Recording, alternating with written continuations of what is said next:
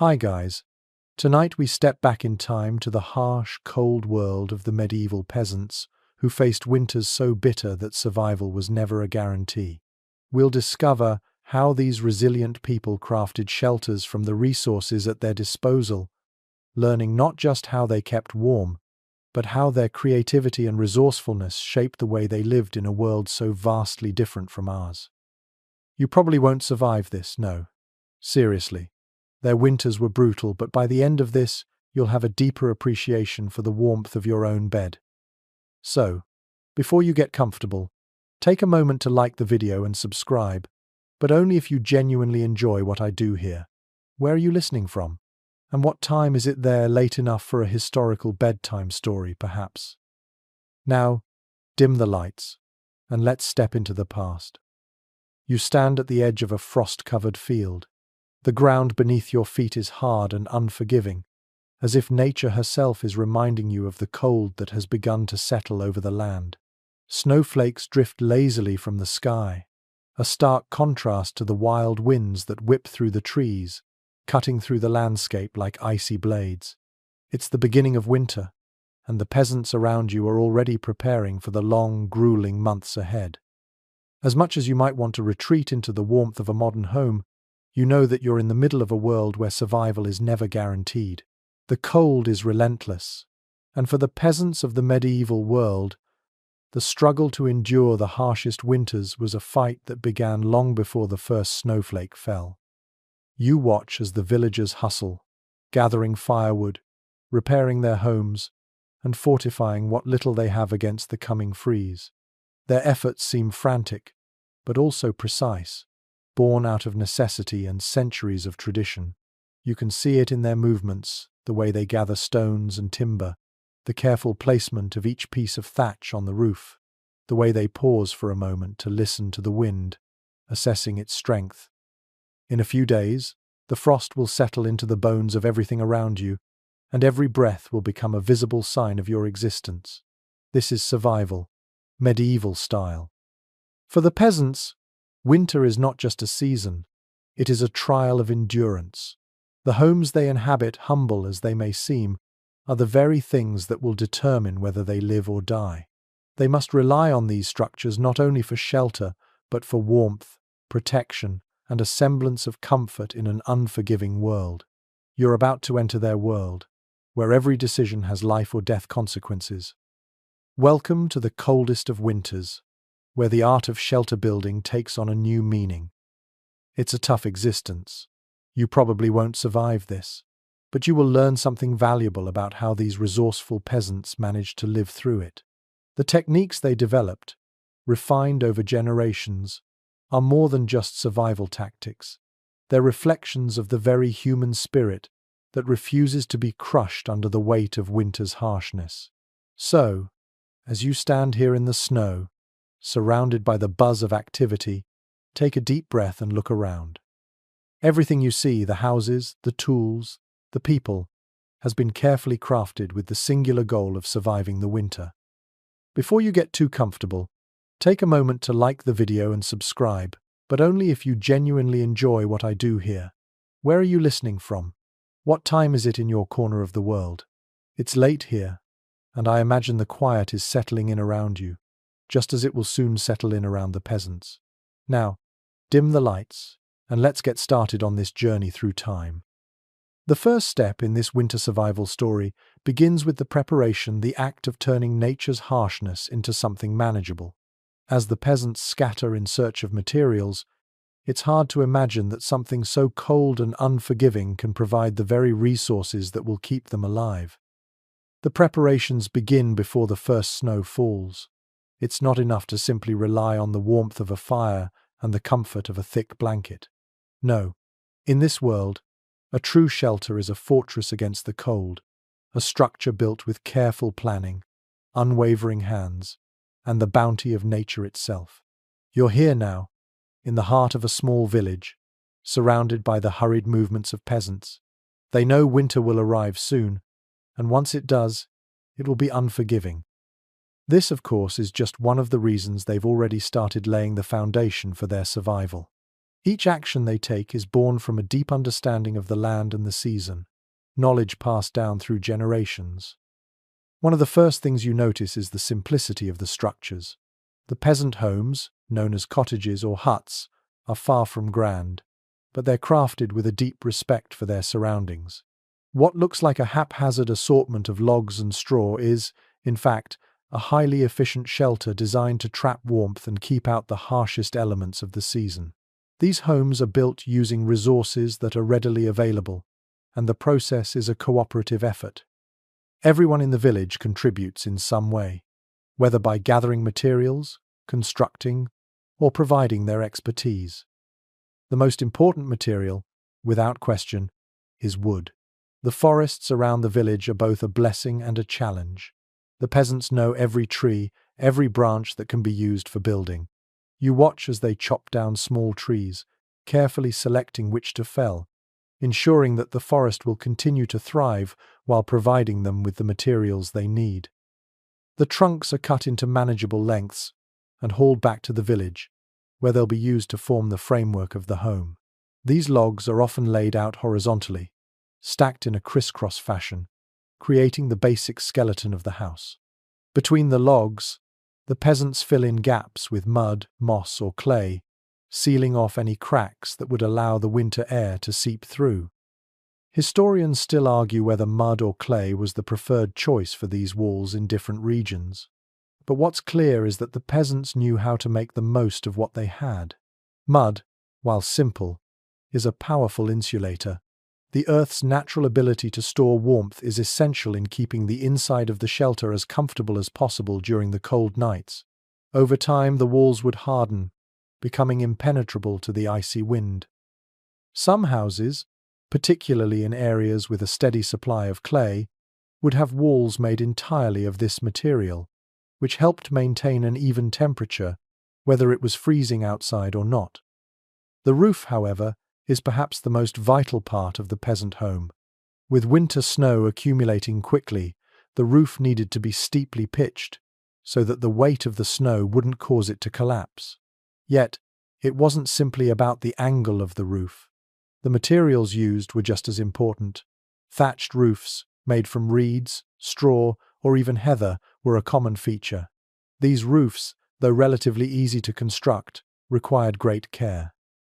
The thatch was laid in overlapping layers, creating a waterproof barrier that would shed rain and snow alike. Over time, the weight of the thatch would compact, making it even more effective at keeping the cold at bay.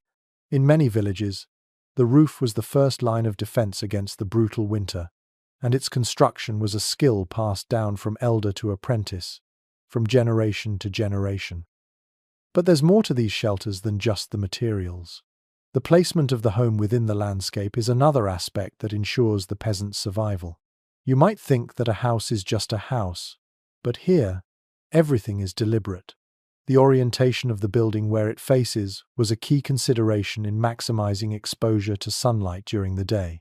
You see, sunlight, however weak, was a precious commodity.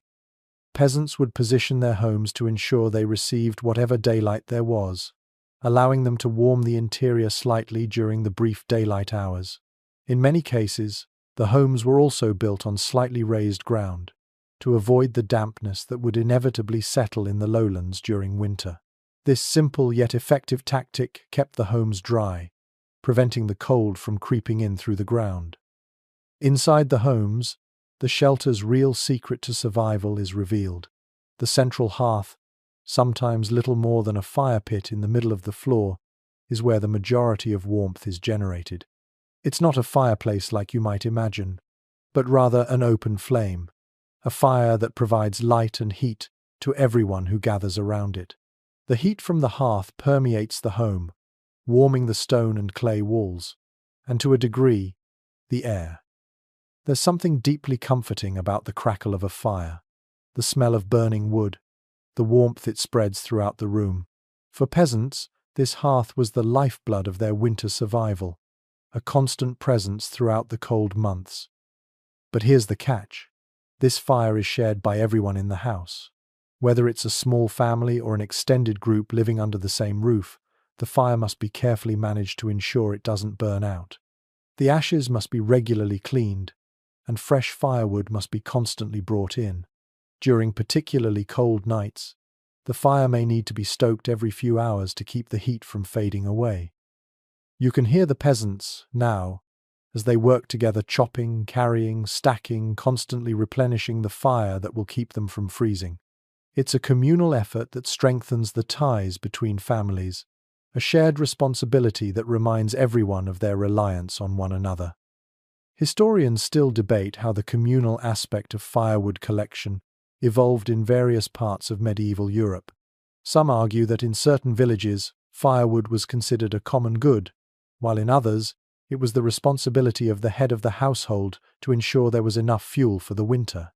Regardless, one thing is certain: the fire and the wood that fueled it were lifelines.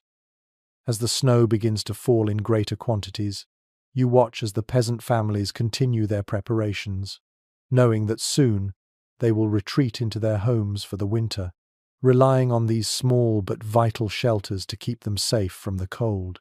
The air is filled with the sounds of hushed conversations and the rhythmic chopping of wood.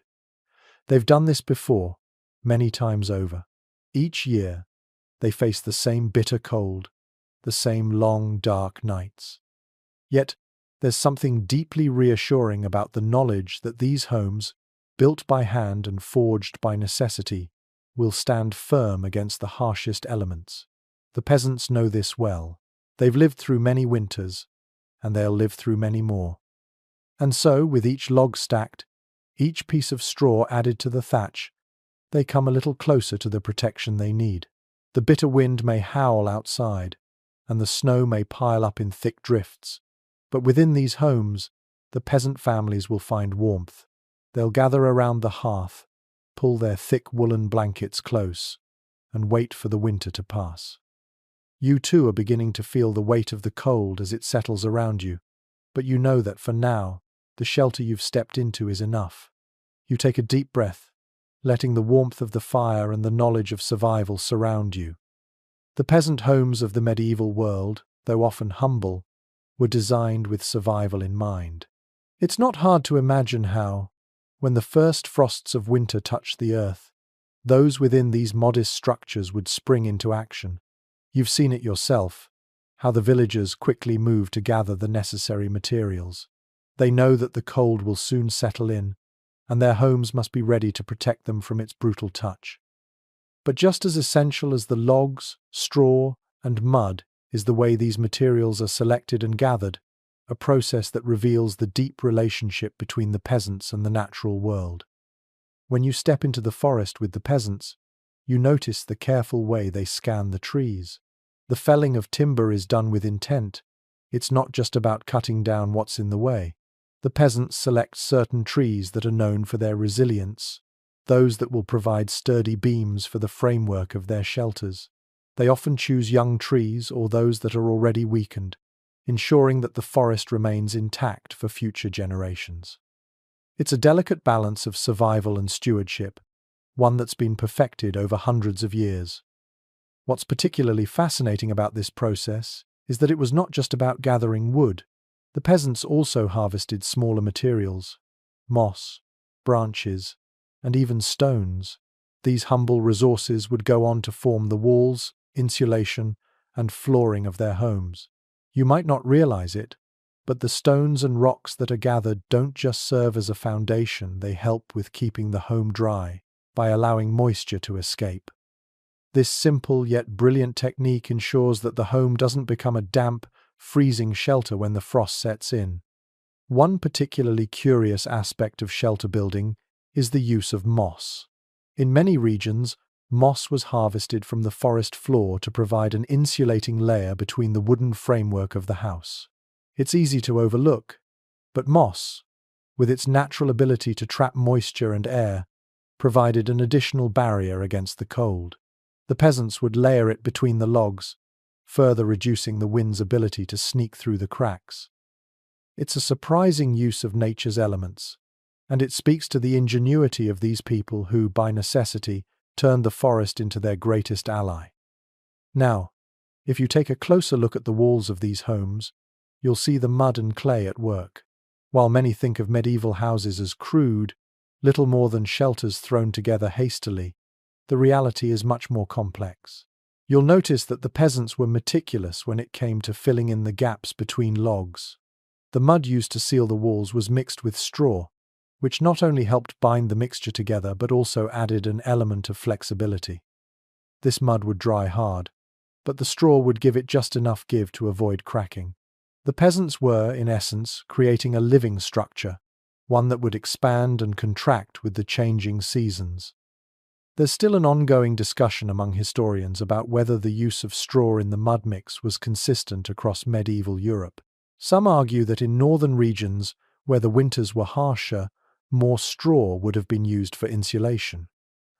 Others believe that the mix varied more according to local conditions. This debate, while seemingly small, reveals the diverse approaches medieval people had toward building homes that could withstand the cold. And isn't it fascinating that something as simple as straw, so easily overlooked, was crucial to the survival of these communities? Inside the home, the hearth becomes the heart of the peasant's existence. The fire pit is a central feature of the space, and its placement is never random. When constructing the shelter, the peasants always make sure to build the hearth at the heart of the home, literally and figuratively. A well-placed fire not only provides warmth, but also keeps the air within the home dry, reducing the risks of moisture-related illnesses. Smoke, however, is another matter. Without a proper chimney, the smoke tends to curl and linger within the house, especially during the long, still nights of winter. This, of course, leads to a thick, acrid smell that permeates everything.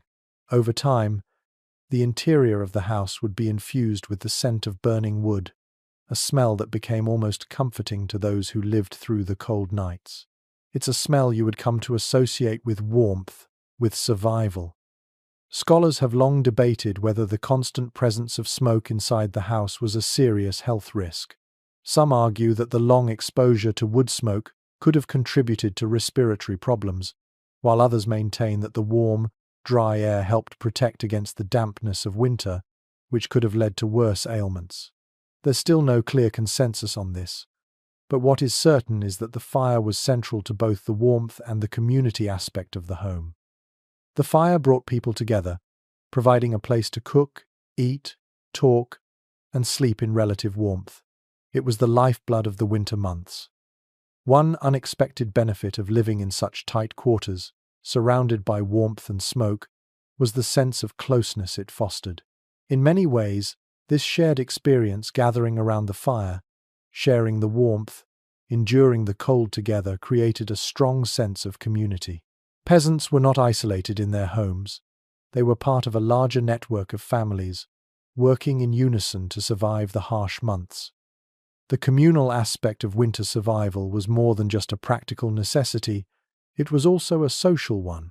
In fact, many families would open their homes to others during the worst of the cold, offering shelter to those who might have less than they did. These communal bonds, forged in the crucible of winter, were as important as any structural element in the peasant home. As you stand there, watching the village come together, it's hard not to admire the ingenuity and perseverance of these people. The houses they build may be small, but they are efficient and designed with a deep understanding of their environment.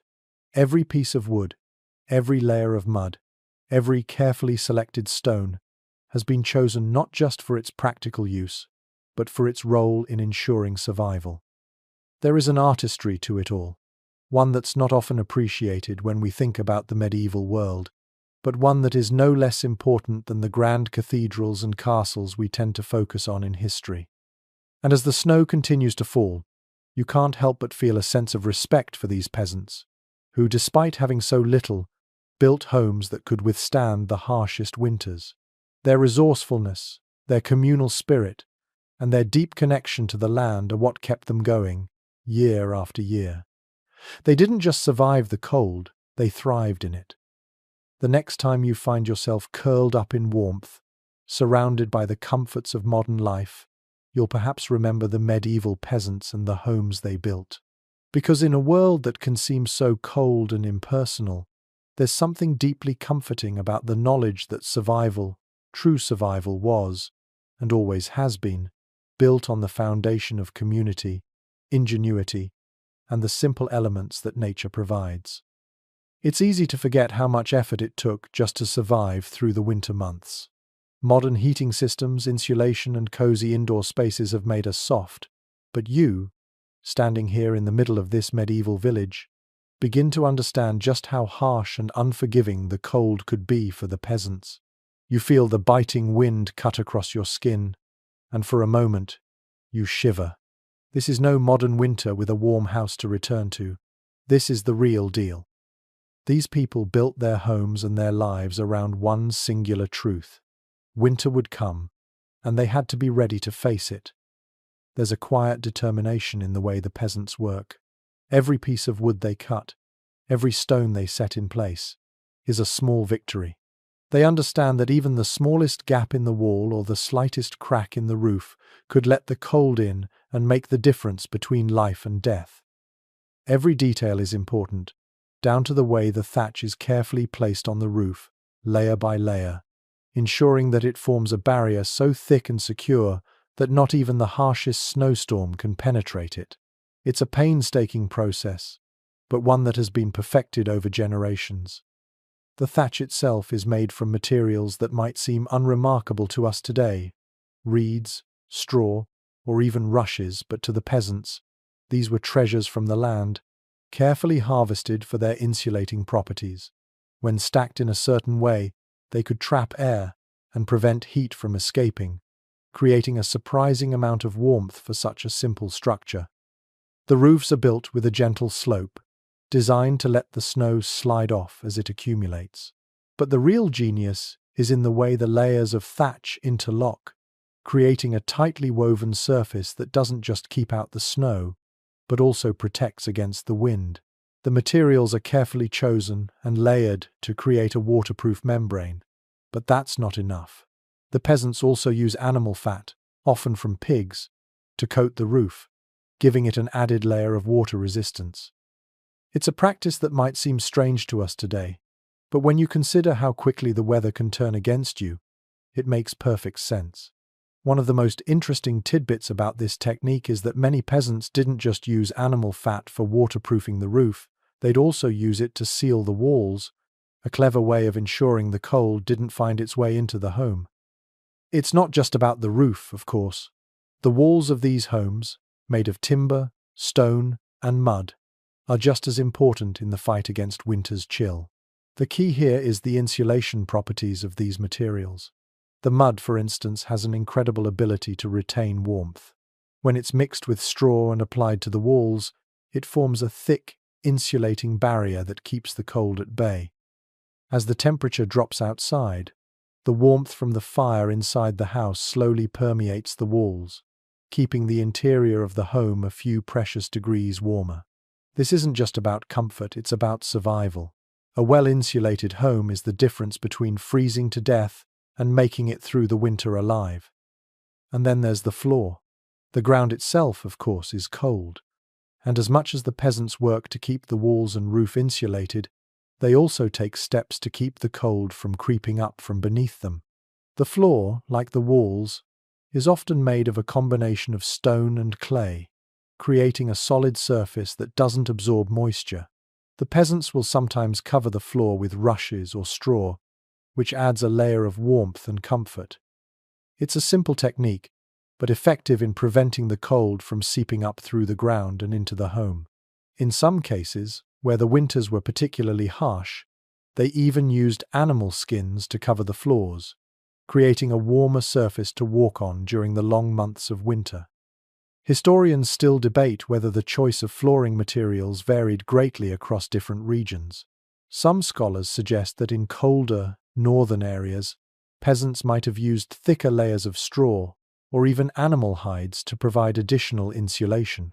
Others argue that the basic methods of flooring construction were fairly uniform throughout medieval Europe, with local variations based on what materials were available. Regardless of the specifics, what's clear is that the goal was always the same: to keep the home warm and dry. The ground, being the coldest part of any home, needed special attention. Whether it was covered in straw, hides, or clay, the peasants knew that insulating the floor was as important as insulating the walls and roof. Inside the house, the hearth is, of course, the focal point. It's where the warmth comes from, where the light flickers in the cold darkness, and where the peasants gather to cook, sleep, and share stories. But there's more to it than just warmth. The hearth also provides a social space for the family. It's a place to gather, to connect, to find a little comfort in the middle of a brutal season.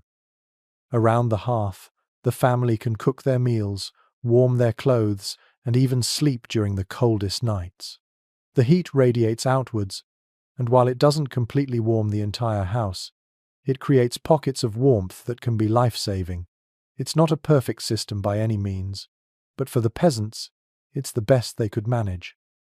One thing you'll notice as you sit near the fire is the smell of burning wood. It's a comforting, if somewhat acrid, scent that fills the room, mixing with the smell of animal fat and straw. It's a smell that tells you the fire is still going, that the heat is still there, and that you're still safe, at least for now. But it's not just the smell of the fire that fills the air. You also catch the faint, earthy scent of the walls, mud, straw, and clay. These homes, while simple, are imbued with the smells of the earth itself. They are, in a sense, part of the landscape. The materials that make up the walls, the roof, the floor, are all sourced from the land around you. They are a direct connection to the world outside. As the night grows colder, the fire flickers and crackles, casting shadows on the walls of the home. Outside, the wind picks up, howling through the trees. You can feel the chill of it even here, in the warmth of the shelter. It's a reminder that the elements are always present, always a threat. But for now, you are safe. The fire is still burning, the walls are still standing strong, and the village continues its work. The peasants have done everything they can to prepare for the worst, and now all they can do is wait. Winter will come, and they will face it together. And so, as you sit by the fire, the warmth seeping into your bones, you realize that survival isn't just about the house you live in, it's about the people who share it with you. The warmth, the shelter, the safety, it's all part of a collective effort, a shared responsibility. In the harshness of winter, it's the sense of community that keeps everyone going. The fire may be the source of warmth, but it's the bonds between the villagers that truly keep the cold at bay. The days seem to stretch on forever as winter settles in. The wind howls outside, a constant reminder of the world beyond the shelter, one that's cold, unforgiving, and utterly relentless. Inside the home, however, a different kind of life unfolds. You can hear the crackle of the fire, the soft murmur of voices, and the occasional creak of the timber as the house settles into the night. This is where life slows down, where time takes on a different rhythm. It's a world that, for all its discomforts, provides a strange kind of peace. The peasants know that winter is long, and it's not just the cold they must contend with. The lack of sunlight during these months takes a toll on everyone.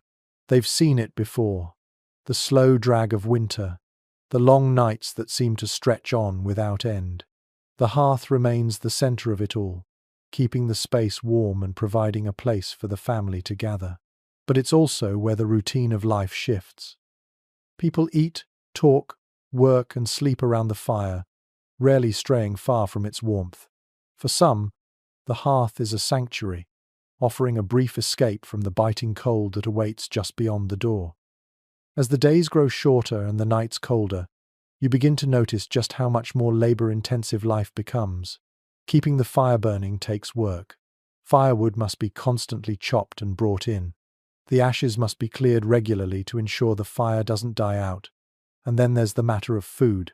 The peasants aren't just sitting idly by, warming their hands, they're also working tirelessly to ensure they have enough to eat. The harvest may have been plentiful in the fall, but now, during the dead of winter, their supplies are dwindling. They have learned, over the years, the importance of stockpiling. The stores of grains, root vegetables, and preserved meats are all that stand between them and starvation.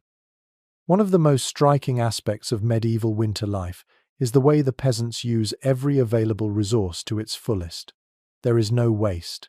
Everything is reused, repurposed, and recycled. The firewood, for instance, is carefully rationed. Each log is chopped to maximize its use, and every scrap of wood that can't be burned is either used for another purpose like furniture or tools, or it's kept aside for the next fire. The same goes for food. Every part of the animal is used, nothing goes to waste. Bones become soup stock. Animal skins are used for clothing, for blankets, and even to cover the floors. The peasants are masters of resourcefulness, making do with whatever they have. This extreme economy of resources, though born out of necessity, also reflects the deep connection these people have with the land. They understand that nothing is disposable. Everything has a purpose, and the land provides for them in ways that modern society often overlooks. The very act of living off the land, of using everything it offers, is both practical and spiritual. For the peasants, the land isn't just a place to survive, it's a partner in their survival. They are part of a larger system, one that requires respect, reciprocity, and careful management.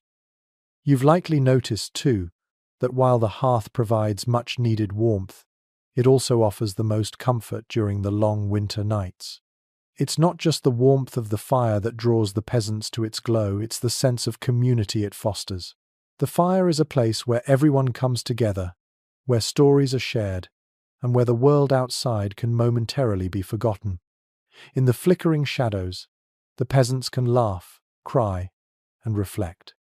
The harshness of the winter doesn't seem as oppressive when they are gathered in the warmth of the hearth. The fire, in many ways, is their lifeline not just for warmth, but for their emotional survival as well.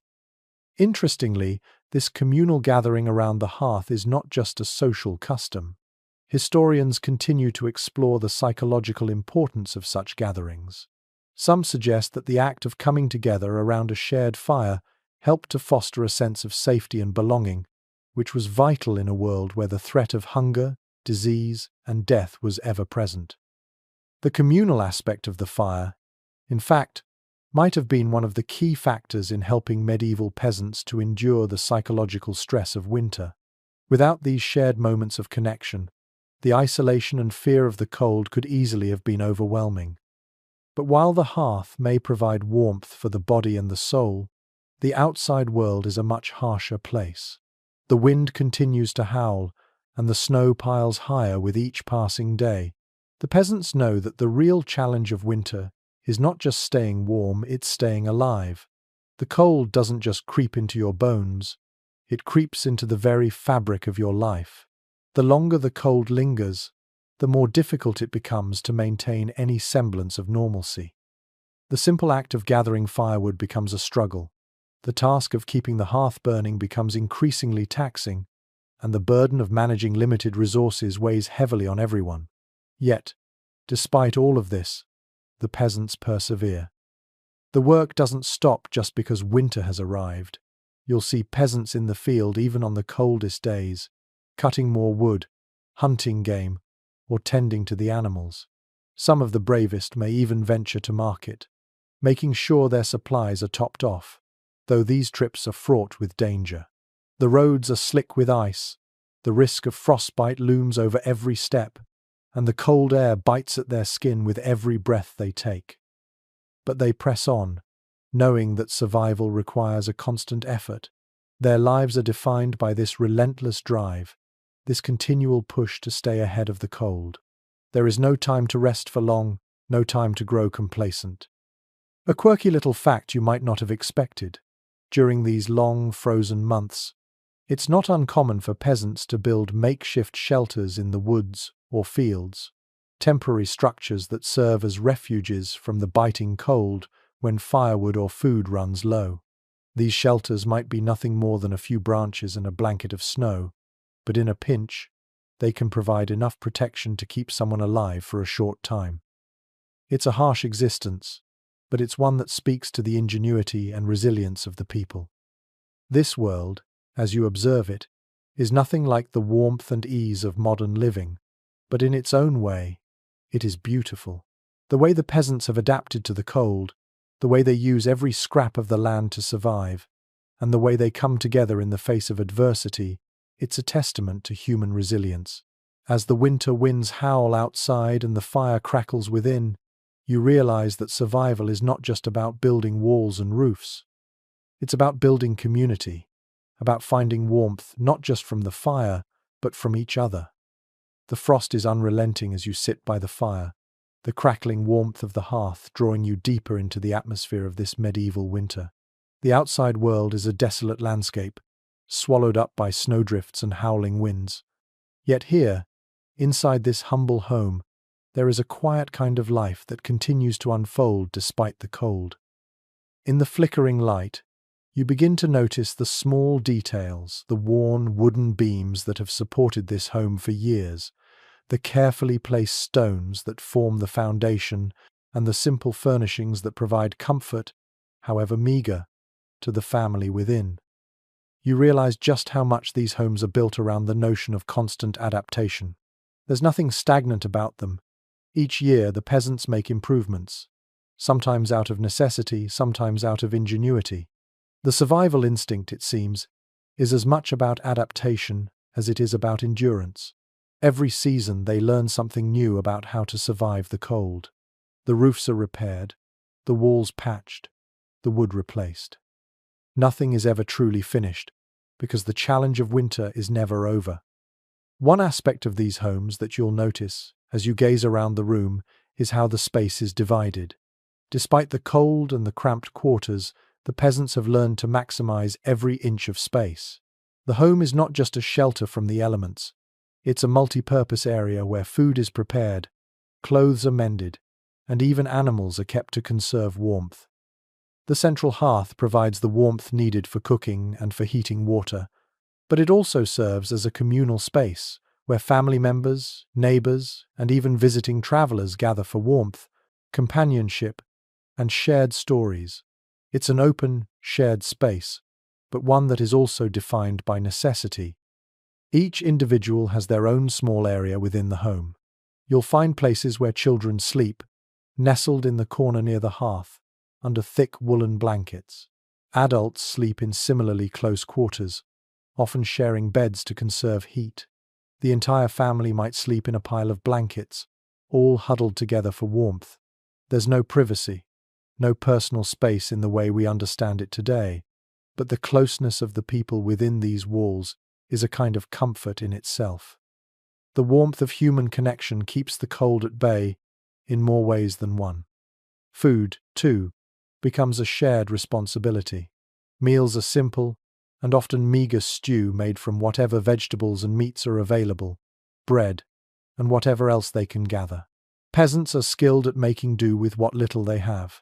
Meat may be salted and preserved, while root vegetables are stored in cellars, ensuring they last through the worst of the winter. Grain is carefully rationed, and bread is baked as needed, always with an eye on the dwindling stores. The smell of cooking food mingles with the scent of burning wood, creating an oddly comforting atmosphere despite the scarcity of resources. Everyone has a part to play in ensuring that the meals are prepared, even the children, who learn from an early age how to fetch water, gather kindling, or help with other small chores. One thing that stands out in these homes, as you sit in the warmth of the firelight, is the intricate layering of survival. The peasants' approach to winter isn't just about building a shelter or making food. It's about building a system that supports life on multiple levels. It's a system of cooperation, resourcefulness, and above all, survival. Each element plays a role, from the placement of the home, to the gathering of firewood, to the way food is stored and rationed. The peasants live in a delicate balance, constantly adjusting and adapting, making sure that everything works in harmony to keep them alive. It's also fascinating to consider how the materials they use affect the warmth of their homes. For instance, the wooden beams and the mud walls of the house aren't just structural, they're thermal regulators. They help trap heat inside the house. And over time, The warmth from the fire in the hearth slowly seeps into the walls and beams, making the home more comfortable. The design is both practical and innovative, with everything working together to keep the temperature as stable as possible. What might seem like simple materials to us, wood, mud, straw are in fact carefully selected and placed for their insulating properties. The peasants have an intimate understanding of their environment and how best to use the resources around them. You might find it surprising, but scholars have long debated the degree to which medieval peasants understood these natural systems. Some argue that they had an intuitive knowledge of insulation and thermal regulation, passed down through generations, while others maintain that much of this knowledge was learned through trial and error, with the peasants adapting to what worked best over time. It's likely that both of these factors played a role, but what's clear is that the peasants knew exactly what they needed to do to survive the winter, and they did it with remarkable efficiency. Perhaps one of the most interesting aspects of these homes is the way they reflect the rhythms of the seasons. The changes in temperature, the lengthening and shortening of the days, all of these factors influence life within the house. In the winter, when the cold is most intense, the peasants huddle together near the fire, sharing warmth and comfort. As spring approaches, they'll begin to venture outside more frequently, repairing the house, gathering food, and preparing for the coming season. The home in this sense becomes a living thing, constantly adapting to the needs of the people inside and the demands of the world outside. But for now, in the dead of winter, the focus is on survival. Every decision, every task, is centered on keeping the cold at bay. And in the flickering light of the hearth, you realize just how much of life is about endurance, about making it through the tough times. The peasant's home is more than just a shelter, it's a testament to the resilience of the human spirit, a reflection of the way people can adapt to even the harshest of conditions. As you sit there, warmed by the fire, you begin to appreciate the simplicity of it all. The fire, the thatch, the mud, it's a world that seems far removed from the comforts we know today. But it's also a world that speaks to something deep inside us, something primal. The need for warmth, for safety, for survival. It's a universal human experience, one that transcends time and place. The peasants, in their quiet resilience, have shown you just how far we've come, and yet in many ways, how much we remain the same. The fire burns steadily in the hearth, its flickering light casting long, soft shadows on the walls of the home. Outside, the world remains frozen, an endless sea of white and ice. The peasants huddle together inside, their lives centered around the heat that comes from this one central fire. There's no easy way to avoid the cold during these months, no magic spell to ward off the frost. The harsh winds of winter blow unrelenting against the thatched roofs, sending a chill through the timber walls. But within these homes, despite the harshest of elements outside, there is warmth, a warmth that is fought for every day. One of the essential tasks that consume the peasants' time in the winter is firewood. A steady supply of firewood is the lifeblood of survival. Without it, warmth disappears, and the cold will creep into every corner of the house. The peasants know that firewood isn't just about warmth, it's about life. The careful selection of wood, the cutting, and the stacking each of these tasks must be done with precision. The firewood must be kept dry, for wet wood won't burn well, and a damp fire will only add to the chill. The effort to gather, chop, and store wood for the winter is immense. In the forests, the peasants work as a community, felling trees and collecting wood, ensuring that there will be enough to keep the fire burning. Each piece of firewood is precious. You see, it's not just about gathering logs. The peasants carefully chop the wood to ensure it burns evenly and slowly. They understand that the fire must burn long enough to provide warmth for hours, not just a quick blaze that dies out within minutes. And so, every log is measured and stacked with purpose. The effort to gather the wood is a testament to how deeply the peasants respect their resources. There's no waste. Every piece of the tree has a function, whether it's for building, for warmth, or even for cooking. They understand that to survive the winter, They must use what the forest provides in the most efficient way possible. One aspect that becomes particularly important in these colder months is the ability to ration resources. This is particularly true for firewood. When you watch the peasants work, you begin to see the intricate calculations they make with each task. For example, they know exactly how much firewood will be needed to heat the home for the day, and how much must be saved for the long nights. Every action is deliberate and purposeful. Rationing isn't just about managing firewood. It's about managing everything they have: food, warmth, and even their energy. It's also interesting to think about the roles firewood and the fire itself played in the social fabric of peasant life.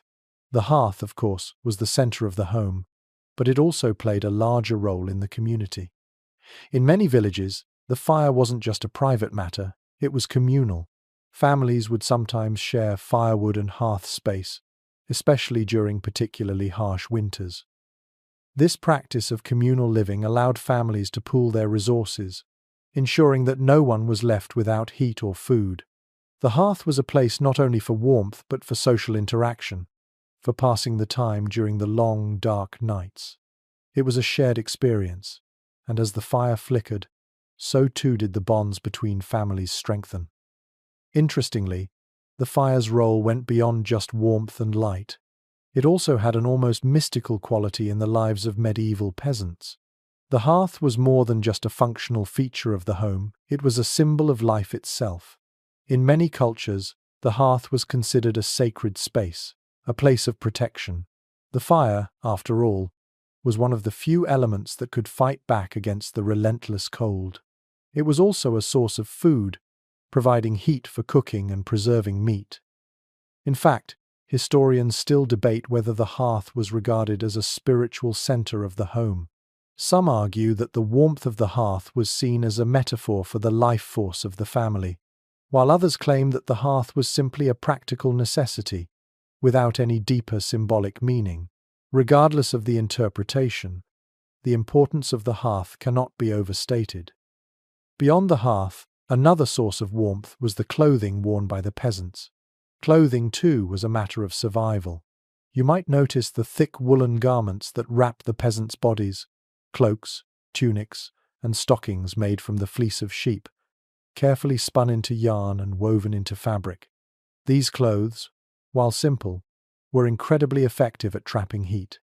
They were designed to be worn in layers, each layer providing an additional barrier against the cold. The peasants wore these clothes not just for warmth, but to protect themselves from the elements as they worked outside. Every garment had a purpose, and every stitch was a testament to the resourcefulness of the people who made them. The shoes the peasants wore were equally important. Simple leather boots, often lined with wool or fur, kept their feet warm as they trudged through the snow. These shoes were designed to be practical, made to withstand the harsh conditions of the winter landscape. You can imagine the squeak of boots in the snow as the peasants trudge back and forth, gathering firewood or checking on their animals. There's something about the sound of footsteps in the snow that speaks to the solitude of winter, but also to the resilience of the people who endure it. The peasants, with their thick coats and sturdy boots, are well equipped for the cold, but they also understand that no matter how well prepared they are, nature will always have the upper hand. The cold will continue to come, season after season, and the peasants must always be ready. This reliance on clothing and shelter is not just about survival, it's about making the best of a harsh reality. The peasants have learned, over generations, how to adapt to the brutal winters. They understand their environment and work with it, not against it. The clothes they wear, the homes they build, the fire they maintain, all of these are carefully designed to ensure they make it through the cold. It's a constant cycle of adaptation, of learning to live with the seasons rather than fight them.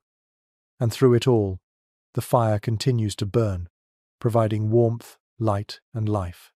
As the wind howls outside and the snow falls in thick, swirling drifts, you can't help but feel a deep appreciation for the simple, yet profound ways in which these peasants have learned to survive.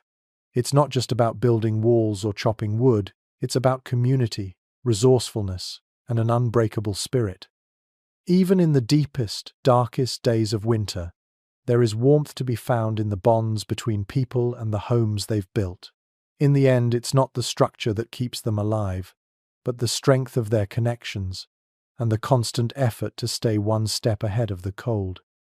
The night is long, but the warmth from the fire keeps the chill at bay. Outside, the world is buried under a blanket of snow, the ground solid with ice, the trees stripped bare, and the wind howling relentlessly. Inside the house, the peasants are safe, protected by the humble shelter they've built with their own hands. But the battle is far from over.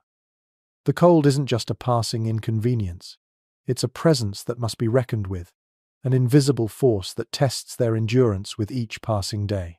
And while the fire provides warmth, there are many other ways in which the peasants fight to maintain comfort in their lives. You notice the thick woolen blankets piled high on the beds. Each family member is wrapped in layers of cloth, their bodies huddled together for warmth. The practice of sleeping in close proximity isn't just about convenience, it's survival. The more bodies there are in one place, the more heat is shared. You can feel the body heat of those around you, comforting, even as the wind outside bites at the edges of the roof. The blankets, too, are carefully crafted, made from wool sheared from sheep, spun and woven into thick, insulating cloth. They are the product of long hours of work, but they're invaluable in keeping the cold at bay. A simple, yet effective, layer of protection. The peasant's bed isn't just for sleeping, though it's a place for gathering, resting, and even working. During the coldest months, there are long stretches of time when nothing much can be done outside. The earth is frozen, and the work that must be done is limited to what can be handled indoors. This is when the true value of these small homes becomes clear. They are not just shelters from the cold, but hubs of activity and life. It's where children are taught, where tools are repaired, where clothes are mended, and where stories are shared. These humble spaces, though cramped and unadorned, are vital to the survival of the community. You might not think much of the hearth smoke or the smell of damp wool, but for the peasants, these things are comforting. The air is thick with the scent of burning wood and the subtle tang of animal hides drying by the fire. The crackle of the fire is a constant companion, providing both warmth and light in the long, dark evenings. Without this light, the night would feel endless.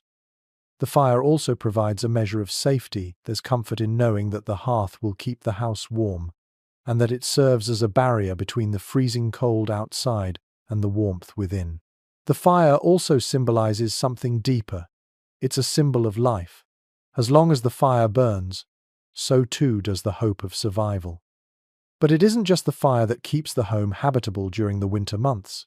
There's the constant effort to keep the shelter in good repair. The thatched roofs are vulnerable to the weight of the snow, which can easily accumulate, dampening the thatch and increasing the risk of collapse. The peasants are always vigilant, checking the roof and walls for weaknesses. It's a constant cycle of maintenance that never ends. Every time the wind howls or the snow begins to fall again, there's an underlying sense of urgency. The peasants know that if they don't stay ahead of the storm, their homes could be compromised. In some regions, villagers work together to ensure that everyone's roof is secure. This shared responsibility strengthens the bonds between neighbors and keeps everyone safe. The roof may be one of the most vulnerable parts of the home, but it's also the most important. The foundation, though, is equally crucial. Without a solid base, the house could shift and become unstable, especially when the ground beneath it freezes. The peasants take care to place their homes on ground that won't easily flood or sink when the weather turns. The materials they use are carefully chosen for their durability and ability to withstand the harsh conditions. The floors are often made from stone or clay, both of which offer some protection from the cold, preventing the freezing ground from seeping into the house.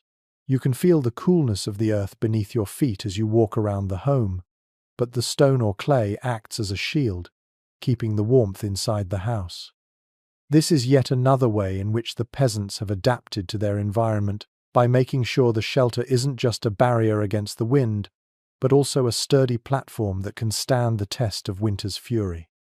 Scholars still argue over the exact methods used to insulate homes in different regions during medieval times. While many agree that the basic principles were the same, the use of mud, thatch, and stone, there are still debates over how extensively different cultures used animal products for insulation. Some historians point to the widespread use of animal hides in northern regions as a vital aspect of medieval shelter, while others argue that this was more of a regional practice that depended on the availability of materials. Regardless of the specifics, what's clear is that the peasants knew exactly what materials to use and how to combine them to create a home that could withstand the cold. There was no room for error, and every decision mattered. It's also worth noting the role that animals played in the winter survival of peasants. Many peasant homes, especially in colder regions, were built with an area for livestock close to the family's living space. This wasn't just a matter of convenience, it was a strategic decision to conserve warmth. The animals, often kept in a small stable or pen adjacent to the home, provided both a source of food and additional warmth. The heat from the animals' bodies would seep into the house, helping to keep the interior slightly warmer. It's a clever use of available resources, showing how the peasants had learned to make every aspect of their environment work for them. This reliance on animals also extended to their dung, which was sometimes used as a form of insulation in the walls of the house. Animal dung mixed with straw or mud would be packed into the gaps between the logs, creating an additional barrier against the cold. It's a surprising but effective method, one that speaks to the resourcefulness and creativity of the peasants. While it might not sound particularly pleasant by modern standards, it was an essential part of the winter survival strategy. As the days go by, you realize that winter is not just a season for the peasants, it's a way of life. Every aspect of their existence is shaped by the cold, from the way they build their homes to the way they live their daily lives. Their homes are more than just shelters, they are carefully constructed systems designed to keep them safe and warm in the harshest conditions. And while the outside world may seem desolate and frozen, inside the home, the peasants have created a space that is both functional and alive with warmth. The fire crackles, the hearth glows, and despite the cold outside, life goes on. As the days lengthen and the nights grow colder, the rhythm of life within the peasant homes remains steady, centered around the simple, unyielding effort to stay warm. The wind outside continues to whip against the walls, but inside, there is a quiet strength in the space. You can hear the low murmur of voices, the clink of utensils on bowls, the occasional sound of wood being added to the fire. It's a kind of music, one that speaks of survival and community, a hum that keeps the cold at bay.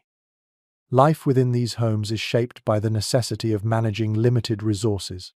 As the winter progresses, the peasants grow increasingly reliant on what they've stored: dried meats, salted fish, root vegetables, and grains. You see how carefully they measure their portions, stretching their stores to ensure they last until spring. Nothing is wasted. Even scraps of food are carefully preserved for later use. Bones from a stew might be saved for soup stock, while small pieces of bread are set aside to dry and later turn into crumbs for cooking. You notice how nothing, not even a single morsel, goes unused. Every part of the food they've gathered is put to good use, showing just how deeply ingrained the lesson of frugality is in their daily lives. The food is simple but nourishing, hearty enough to keep the body going through the bitter cold. The stews simmer slowly over the fire, their rich aroma filling the small space. You can hear the bubbling sound of the pot, and the smell of onions, root vegetables, and salted meat mixes with the scent of the firewood, creating an earthy, comforting atmosphere. The peasants sit together, sharing their meals, their faces illuminated by the soft glow of the fire. It's a moment of togetherness in the midst of a cold and difficult season, a reminder that despite the hardships, there is always something to share. This shared meal is more than just a necessity, it's a social event. Around the hearth, the family gathers not just to eat but to talk, to tell stories and to plan. The fire provides warmth, but it also brings them together in a way that nothing else can. It's a time for connection, for bonding, and for reassuring each other that, despite the struggles of winter, they are not alone. In the stillness of the winter night, the warmth of this gathering is a constant reminder of the strength of community. You can see how the rhythm of daily life, even in the midst of winter, revolves around maintaining this delicate balance. The peasants know that each day is precious, each meal a step closer to spring. But it's not just about survival, it's also about maintaining hope. The long nights are broken up with small moments of joy, laughter, stories, and songs sung around the hearth. It's these small acts of connection that help keep the dark, cold nights from feeling endless. While warmth and sustenance are essential, there are other forms of comfort within these homes that are just as vital.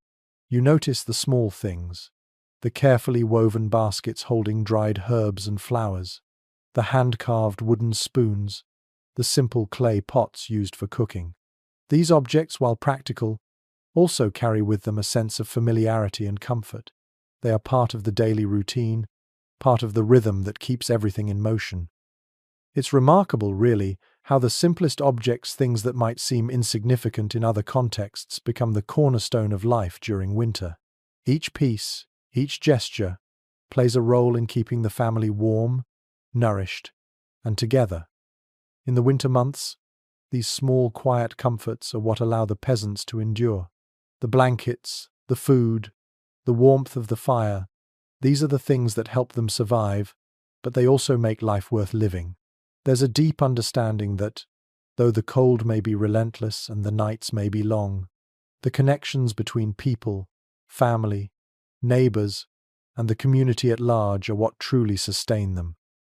You can't help but admire this resilience, this quiet strength that permeates everything they do. They live with a kind of grace that comes from enduring hardship together, and their warmth doesn't just come from the fire, it comes from the bonds they share. It's also interesting to think about how this communal living, this sharing of warmth and resources, differs from what we know today. In the modern world, it's easy to forget that survival often depended on the collective effort of a community. We have heating systems, insulated walls, and modern conveniences that allow us to live in relative comfort, even during the harshest winters. But here, in the medieval village, warmth is something that must be earned, something that comes only through hard work, careful planning, and the willingness to share with those around you. The hearth is a symbol of this effort, a source of both physical and emotional warmth. But survival, as you've seen, isn't just about keeping the fire burning. It's also about finding ways to make the most of every resource available. The peasants know how to stretch their food, how to make their homes as warm as possible, and how to support one another through the darkest days of the year. And when the food supply grows scarce, when the firewood runs low, they find ways to make do. This ability to adapt, to stretch every resource, is what keeps them alive during these brutal winters. It's what allows them to endure, year after year, through the harshest conditions. And even though the cold winds continue to howl outside, even though the earth remains frozen and the nights seem to stretch on endlessly, there's a sense of quiet strength in the air. The peasants know that, no matter how harsh the winter may be, spring will come, the warmth will return, the snow will melt, and the cycle of life will begin again. They know this because they've lived it before, and they'll live it again. The fire will burn brighter, the hearth will glow with warmth, and the earth will come alive once more. In the meantime, the peasants continue to huddle together, finding warmth not just in the fire but in each other. As the cold wind howls outside, they hold their families close, working together to endure the winter.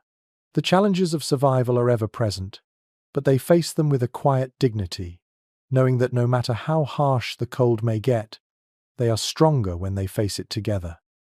The nights stretch on, each one colder than the last, as the endless rhythm of winter continues to envelop the world. The wind howls outside, but inside the peasant home, a strange stillness settles.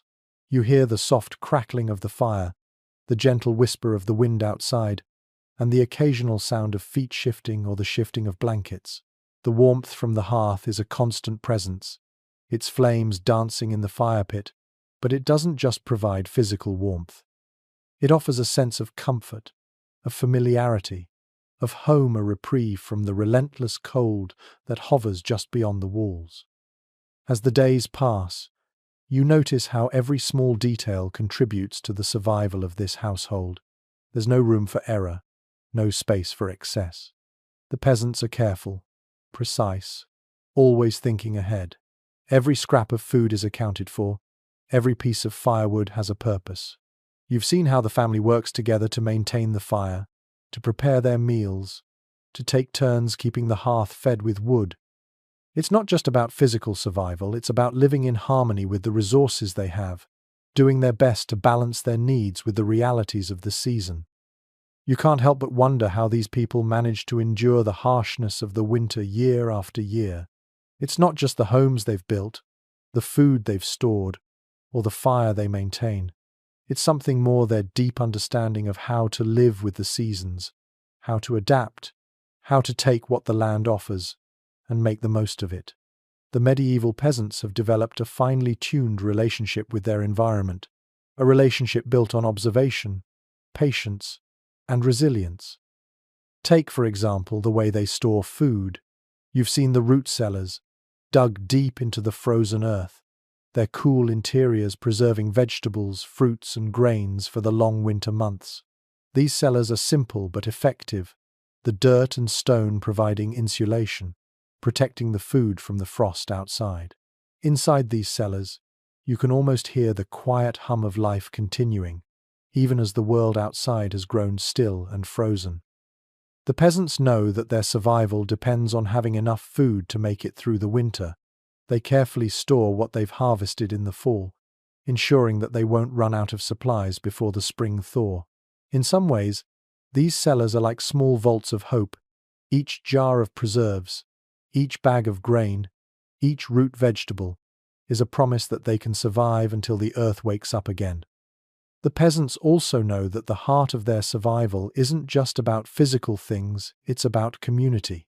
And this winter, more than ever, it becomes clear that the bonds they share with their neighbors and families are the key to getting through these long months.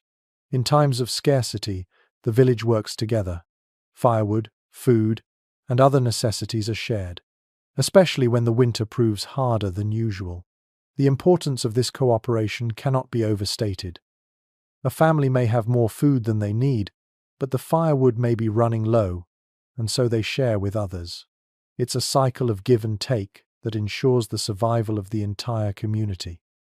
In fact, as you watch the families gather around the hearth, it's impossible to ignore the subtle yet undeniable truth. Survival is a collective effort. Each household depends on the others, even if they don't always realize it. The small acts of kindness, the sharing of firewood, the exchange of food, all these moments build a sense of solidarity. It's a quiet community spirit, one that runs deeper than any individual hardship. Each fire, each shared meal, each helping hand strengthens the foundation of trust that holds the village together. The idea of individual survival takes a back seat to the idea of collective survival. The more you watch, the more you realize that the peasants' resilience isn't just about how they face the elements, it's about how they face them together. This sense of community is woven into every aspect of medieval life, but it is especially important during the winter months. You see, the winter can be isolating. People stay indoors, work slows down, and the days grow shorter and colder. But the hearth, with its fire and its warmth, draws people in, bringing them together to talk, to share, to laugh, and to plan. In this small, humble room, surrounded by thick walls of stone and mud, the peasants find a refuge not just from the cold, but from the isolation that the winter often brings. There is comfort in the shared experience, the knowledge that others are enduring the same struggle. This collective warmth, in both the literal and figurative sense, is what holds them together when the winter seems to stretch endlessly ahead. It's also interesting to think about the importance of this shared space in the context of survival. The home is not just a place of shelter, it's a place of exchange, of communication. When the fire burns low, someone is always there to stoke it, to bring in more firewood, to tend to the needs of the group. Every family member plays a role, and while it may seem like a simple task, the act of maintaining the fire is deeply symbolic of the way the peasants must tend to each other's needs. The work is constant, but it's shared, and in this way, the labor of survival becomes less of a burden and more of a cooperative effort. It's no wonder that many of the peasants' customs and traditions were centered around the hearth. Many of the most important moments in their lives were celebrated around the fire: weddings, births, harvests, and other milestones. The hearth wasn't just a source of heat, it was the center of their social lives. In this small space, surrounded by family and friends, the peasants could find comfort, even in the harshest of winters. The fire became more than just a source of warmth, it became a symbol of the heart of the family, a place where all things, from work to play to rest, converged. Historians still debate whether the communal nature of medieval life was as pronounced as we think. Some believe that the villages were more individualistic, with each family maintaining a sense of privacy and independence. Others argue that the communal nature of life was essential to survival, and that the bond between families during winter was stronger than any individual differences. One thing is certain, though. In these cold months, the shared experience of survival binds people together in ways that nothing else can. As the fire burns low and the night stretches on, you can feel the weight of winter pressing in on the walls of the home. But inside, there is a quiet warmth that comes not just from the fire, but from the shared experience of survival. The cold is an ever-present companion, but it is also a reminder of the strength of community and the resilience of those who endure it together. The long, cold nights stretch on, the days seeming to bleed together in the endless grip of winter. Yet even in the midst of this frigid monotony, there is a subtle, almost imperceptible shift. The light begins to return, if only slightly. The days lengthen ever so slightly, and with that small change comes a quiet sense of hope. The peasants, though weary from the relentless cycle of survival, feel it too. It's not the hope of immediate relief that is still far off, hidden somewhere in the distant promise of spring, but a quiet, deep-seated belief that the worst of the winter is nearing its end. And with that belief comes a renewed sense of purpose. The hearth continues to burn steadily, but now, the fire is not just a means of survival, it is a symbol of endurance, a reminder of how far they've come. The snow still piles up outside, thick and heavy, but inside, the peasants gather more closely around the fire. The room feels warmer now, though the chill in the air is never truly gone. It's a small warmth, but enough to lift spirits. The firelight flickers, casting gentle shadows on the stone and timber walls, as if the home itself is alive with the energy of survival. You notice, too, that there is a subtle change in the way the peasants move and speak. The heavy burdens they carried throughout the harshest part of the winter seem a little lighter now. There is more laughter around the hearth, more stories told in the soft, flickering light. It's as though the fire itself has breathed new life into them. The rhythm of daily life is still dominated by the work of survival, gathering firewood, tending to the animals, rationing food, but now there's an added sense of anticipation. The peasants know the cold will not last forever, and they begin to make plans for the coming months. Soon, the first buds of spring will emerge, and with them, the promise of renewal. But even as the days begin to stretch longer, you're struck by the quiet tenacity of the peasants. There is no dramatic shift in their behavior. There's no sense of frantic energy. Instead, there's a quiet, steady hope, a knowing that the end of winter will come when it comes, and that until then, the work continues. The focus remains on the fire, the hearth, the warmth of the home, and the shared experience of enduring the cold. Each day that passes brings them closer to the time when the earth will thaw, when they can once again step outside and feel the warmth of the sun on their skin. But for now, the work must continue. The fire crackles and pops as another log is added to the flames. The peasants move efficiently now, their movements more fluid, their attention focused on the tasks at hand. The fire is replenished, The food is prepared, the blankets are adjusted. There is a sense of familiarity in the work, as though each task has become second nature. This is the rhythm of winter: work, gather, maintain, and survive. The cold may still be biting, but the resilience of the people has only grown stronger with each passing day. You can feel the community spirit growing in this small home. As the family works together, their bonds strengthen. They speak to one another with more ease now, exchanging stories and laughter. They share in the small joys of the day: an extra helping of food, a particularly warm fire, the return of the sun, even if only for a few extra minutes. The winter, while still holding its grip, feels just a little less oppressive, a little less consuming. In this small home, in this small village, the peasants have learned how to coexist with the cold, how to face it with patience and strength. The hearth continues to glow, and you notice how much the room has changed. The warmth is no longer just a physical sensation, it's an emotional one, too. The fire becomes a meeting point for the family, a symbol of the warmth they share, both literal and figurative. The fire has, in a sense, become a living, breathing thing, a force that sustains them, that gives them the energy to keep going. It is the lifeblood of their existence, the one thing that holds everything together. Without it, the cold would consume them, but with it, they find warmth, solace, and hope. As you sit by the fire, you realize just how much the fire represents the resilience of the people. It's not just the firewood they gather, the kindling they collect, or the logs they stack, it's the way the fire sustains their spirit. The hearth has become a place of shared energy, where the family gathers to find strength in each other's company, to share their experiences and struggles. The simple act of tending to the fire has taken on a deeper significance. It's not just about survival, it's about ensuring that the warmth, both physical and emotional, remains constant. The fire doesn't just give warmth, it brings life. The peasant homes, simple as they may be, are far from insignificant. They are not just shelters from the cold, they are sanctuaries that hold the lives and dreams of those who live within them. The careful crafting of the walls, the thatched roofs, the choice of materials, all of it is a testament to the peasants' understanding of their world and their ability to adapt to it. But it is the fire, the hearth, the warmth shared around it, that truly makes the home a refuge.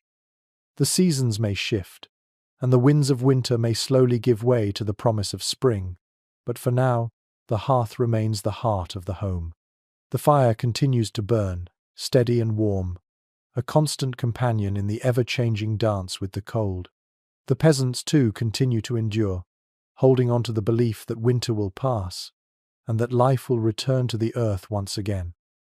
As the fire crackles, you realize that, in many ways, this is the essence of life. A slow, steady struggle against the elements, a fight to maintain warmth, both physical and emotional, against the cold winds of the world. The arrival of the first signs of spring is a quiet affair, almost unnoticed in the bustle of daily life. The sun begins to shine a little longer each day, its rays weak but persistent. For the peasants, however, it is a monumental shift.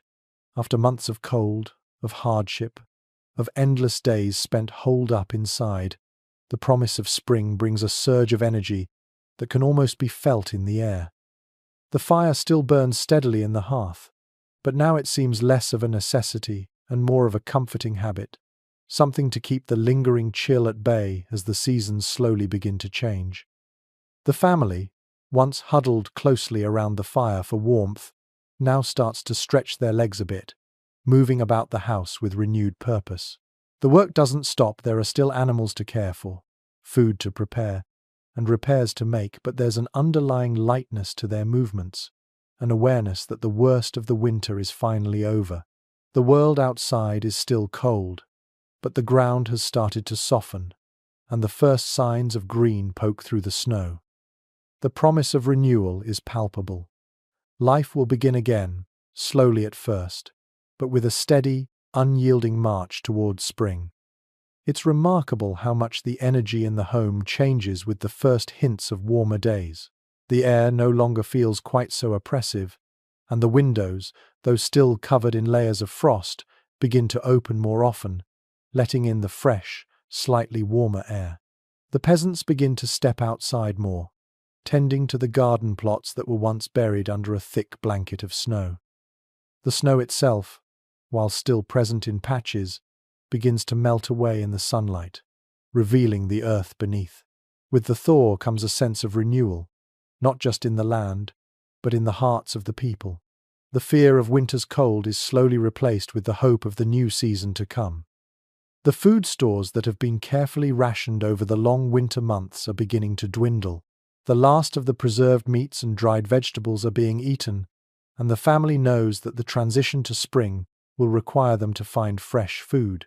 The early spring harvest, though modest, will provide the first fresh greens of the year, small shoots of herbs, early vegetables, and perhaps a few wild fruits if they're lucky.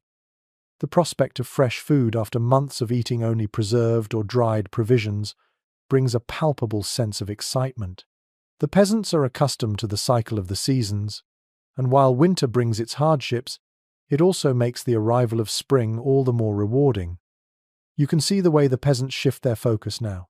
They begin to repair the roof that was battered by the snow, patching up the thatch and checking for any leaks. The walls, too, are inspected for cracks and wear, and the woodpile that has kept them warm throughout the cold months is replenished. While the house itself is a constant project maintained throughout the year, it's clear now that the repairs are made with a kind of optimism, a recognition that the long, harsh winter is behind them. The work is still important, still necessary, but there's a sense of relief in it. There's a knowing that they will make it to the other side. The hearth, still flickering with flames, becomes a symbol of the transition. It's no longer the center of everything, but it is still there, still present. The warmth of the fire, once the only protection against the cold, now serves as a comforting reminder of the family's endurance. The fire is still tended to, the wood still gathered, but the peasants no longer need to rely on it to survive. The shift is subtle, but unmistakable. The fire remains, as it always has, but it's no longer the all-important force it once was. Spring has arrived in its quiet way, and with it comes the promise of new beginnings. The family begins to prepare for the coming months with a renewed sense of energy.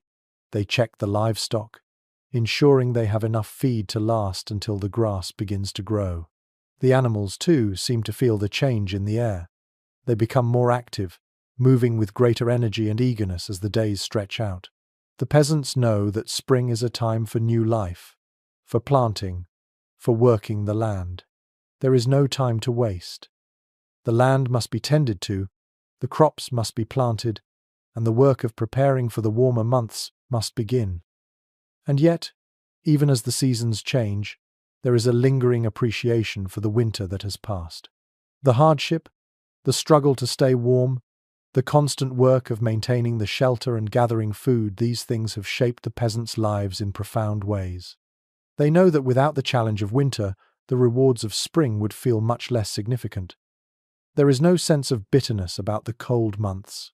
Rather, there's a quiet respect for the way winter forces them to come together, to work harder, to appreciate the small comforts that life offers.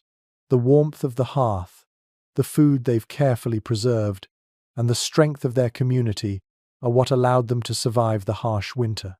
Without these things, survival would have been impossible. As you watch the family go about their work, you're reminded that the coldest winters bring about the greatest tests of resilience. The peasants, in their humble homes, have faced these tests year after year, adapting, surviving, and thriving in ways that many of us can only imagine. The fire, the food, the shelter, all of it is part of a delicate system that holds everything together. And as spring begins to peek over the horizon, you realize that this cycle of survival is more than just a fight against the elements. It's a fight for life itself, for the renewal of the land and the community. The warmth of the hearth, once a constant necessity, now feels like a quiet reminder of everything the peasants have endured. Spring will come, and with it, new life. But the memory of the winter, of the work, the sacrifices, and the shared experiences of surviving together will always remain. The peasants have learned to face the cold with strength, to endure the hardships with patience, and to embrace the warmth of community when the world outside feels frozen. And as the fire continues to burn, they look toward the future, knowing that the cycle will continue. As the first signs of spring appear, the world outside seems to breathe a sigh of relief. The once impenetrable snow is now beginning to recede, giving way to patches of brown earth, still cold but yearning for warmth. The peasants, however, know that the journey is far from over. While the winds may be gentler and the sun's rays a little stronger, there is still much work to be done before the true thaw arrives.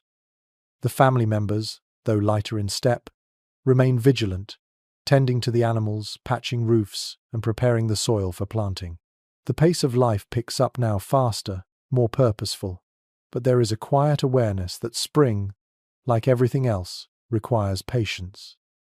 The fire, which once commanded constant attention, now serves as a secondary source of warmth. While it still burns in the hearth, it is no longer the ever-present need that it once was. The wood is stacked in smaller piles, carefully rationed for the few cold mornings that still arrive. The hearth, which has been the focal point of the home for so many months, becomes more of a backdrop to the rest of the daily activities. The peasants work with renewed energy, their hands busy with tasks that signal the end of winter. The fire's glow flickers less often in the background of the home's lively atmosphere, but it remains there as a steady, comforting presence. The fire now represents the passing of the hardest months and the dawn of a more hopeful season. The work of survival has shifted. The focus is no longer solely on enduring the cold. Now, it's about readiness, about taking what little the land offers in early spring and ensuring it will sustain them through the coming months. The peasants gather early season greens, wild herbs, dandelions, and the first tender shoots of vegetables that survived the winter freeze. These early spring foods are a gift, small but significant. They are fresh, alive with the promise of growth, and they serve as a reminder of what is yet to come. You can see how the change in the seasons has lifted the spirits of the family. The younger children who had spent so many months indoors now run outside to explore the thawing world. Their laughter echoes through the village, a welcome sound after the quiet isolation of winter. The adults, too, seem to move with a renewed sense of purpose. There's a rhythm to the work now, a pattern that feels more hopeful. As they work the soil, repairing fences, sowing seeds, and tending to the animals, there is a collective anticipation that pulses through the community. There's a quiet optimism that takes over, even as the peasants understand that the work has only just begun. Spring brings its own challenges, just as winter did. The unpredictability of the weather remains a constant concern, and there are still risks to contend with frosts that may harm the tender shoots of new crops, sudden storms that could wash away the work of planting. But there is something invigorating about the possibility of renewal. The peasants have seen this cycle before. They know that after the coldest winter, the earth will always thaw. The first buds will sprout, the first flowers will bloom, and life will continue its cycle of rebirth. For the peasants, spring isn't just about the change of seasons. It's a time for reflection, for looking back at the winter that has passed and remembering how far they've come. The fire that burned so brightly in the hearth now feels like a symbol of all they've endured. The warmth, the shelter, the community, their lives, are a testament to the resilience that allowed them to survive the harshest of winters. And as the fire burns less frequently and the work of the coming season begins, there's a sense of quiet pride in their hearts. They have made it through the coldest months. The hardest days are behind them, and with each passing day, spring makes its presence known more clearly. But this moment of relief is fleeting. The peasants know that spring, while it brings new life, also brings new work.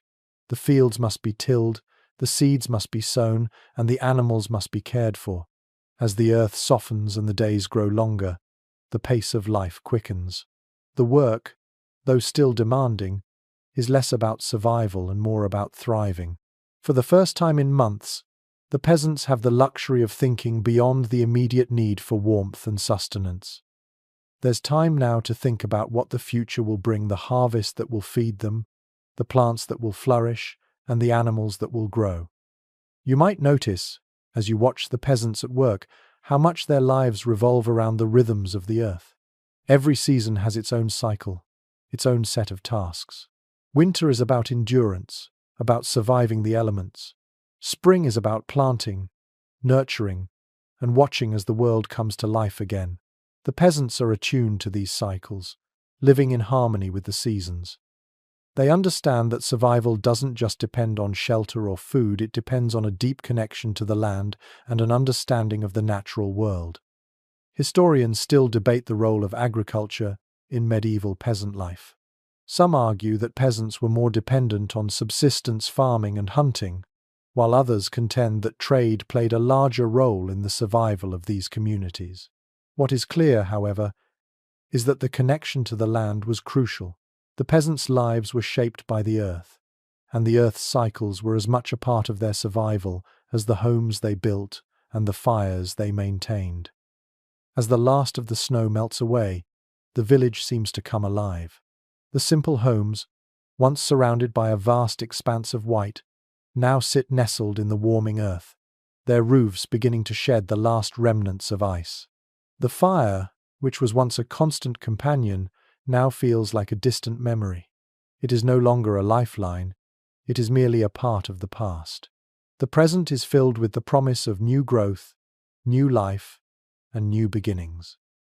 And with that promise comes a deep, quiet gratitude. The peasants have endured, they have survived, and now, as the warmth of the sun begins to touch the earth, they look toward the future with a quiet hope. The work of survival never ends, but the arrival of spring is a reminder that, despite the harshest of winters, life always finds a way to return. The peasants know this truth better than anyone. They have built their homes to withstand the cold, to protect themselves from the elements, and to endure the long nights. And now, as the days grow warmer, they can rest in the knowledge that the cycle will continue, that life will renew itself, and that the warmth of the sun will always follow the coldest of winters. With spring now truly upon the village, the shift from winter's grip to the gentle embrace of warmer days begins to feel real. The air carries the faint scent of damp earth, and though the ground is still soft and saturated from the thaw, there is an undeniable sense of movement, of life pushing back against the cold. The peasants are already busy. It's not the frenetic rush of winter preparation, but a different kind of energy, one that carries with it the hope of abundance and a future harvest. The hard work of survival has morphed into the work of cultivation and growth, and the land that seemed so lifeless just a few weeks ago now hums with the promise of renewal.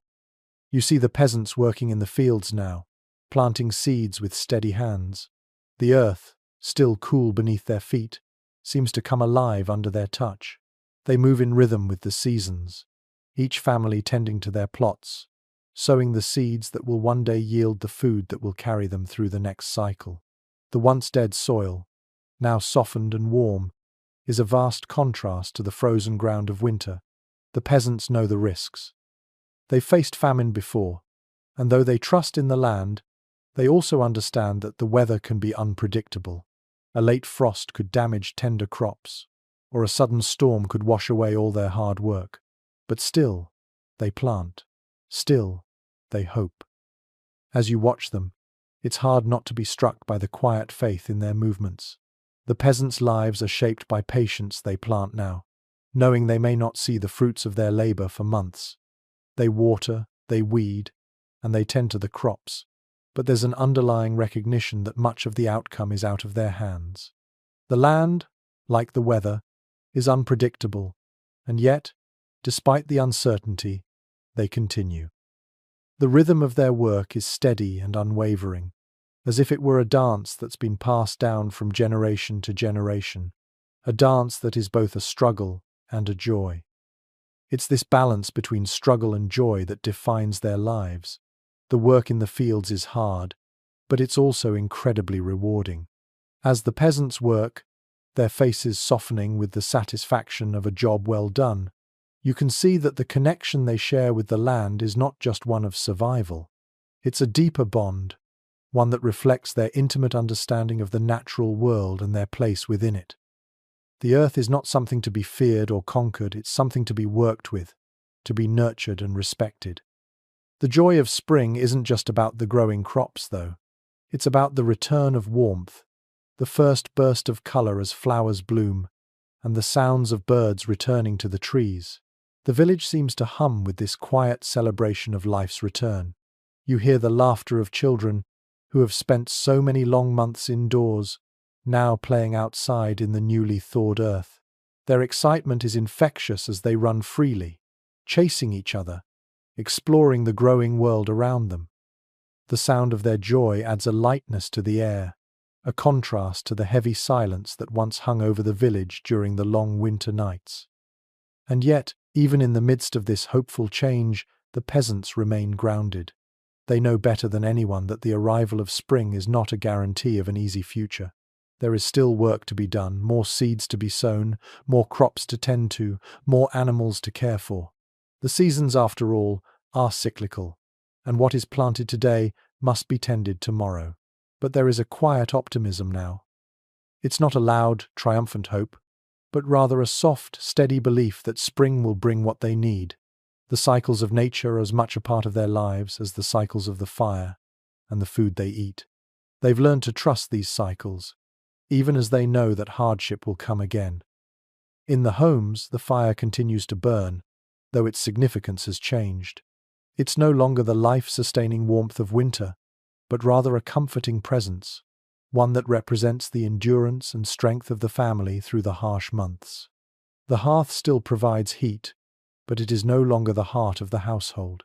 The shift to spring means that the family can now gather outside, working together in the fields or sharing meals in the warmth of the sunlight. The warmth of the hearth has been replaced by the warmth of the earth, and for the first time in many months, the family can truly feel the embrace of the season. The arrival of spring isn't just about a physical shift, it's a mental and emotional transformation as well. The peasants, though exhausted from the work they've done to prepare for this moment, now breathe easier.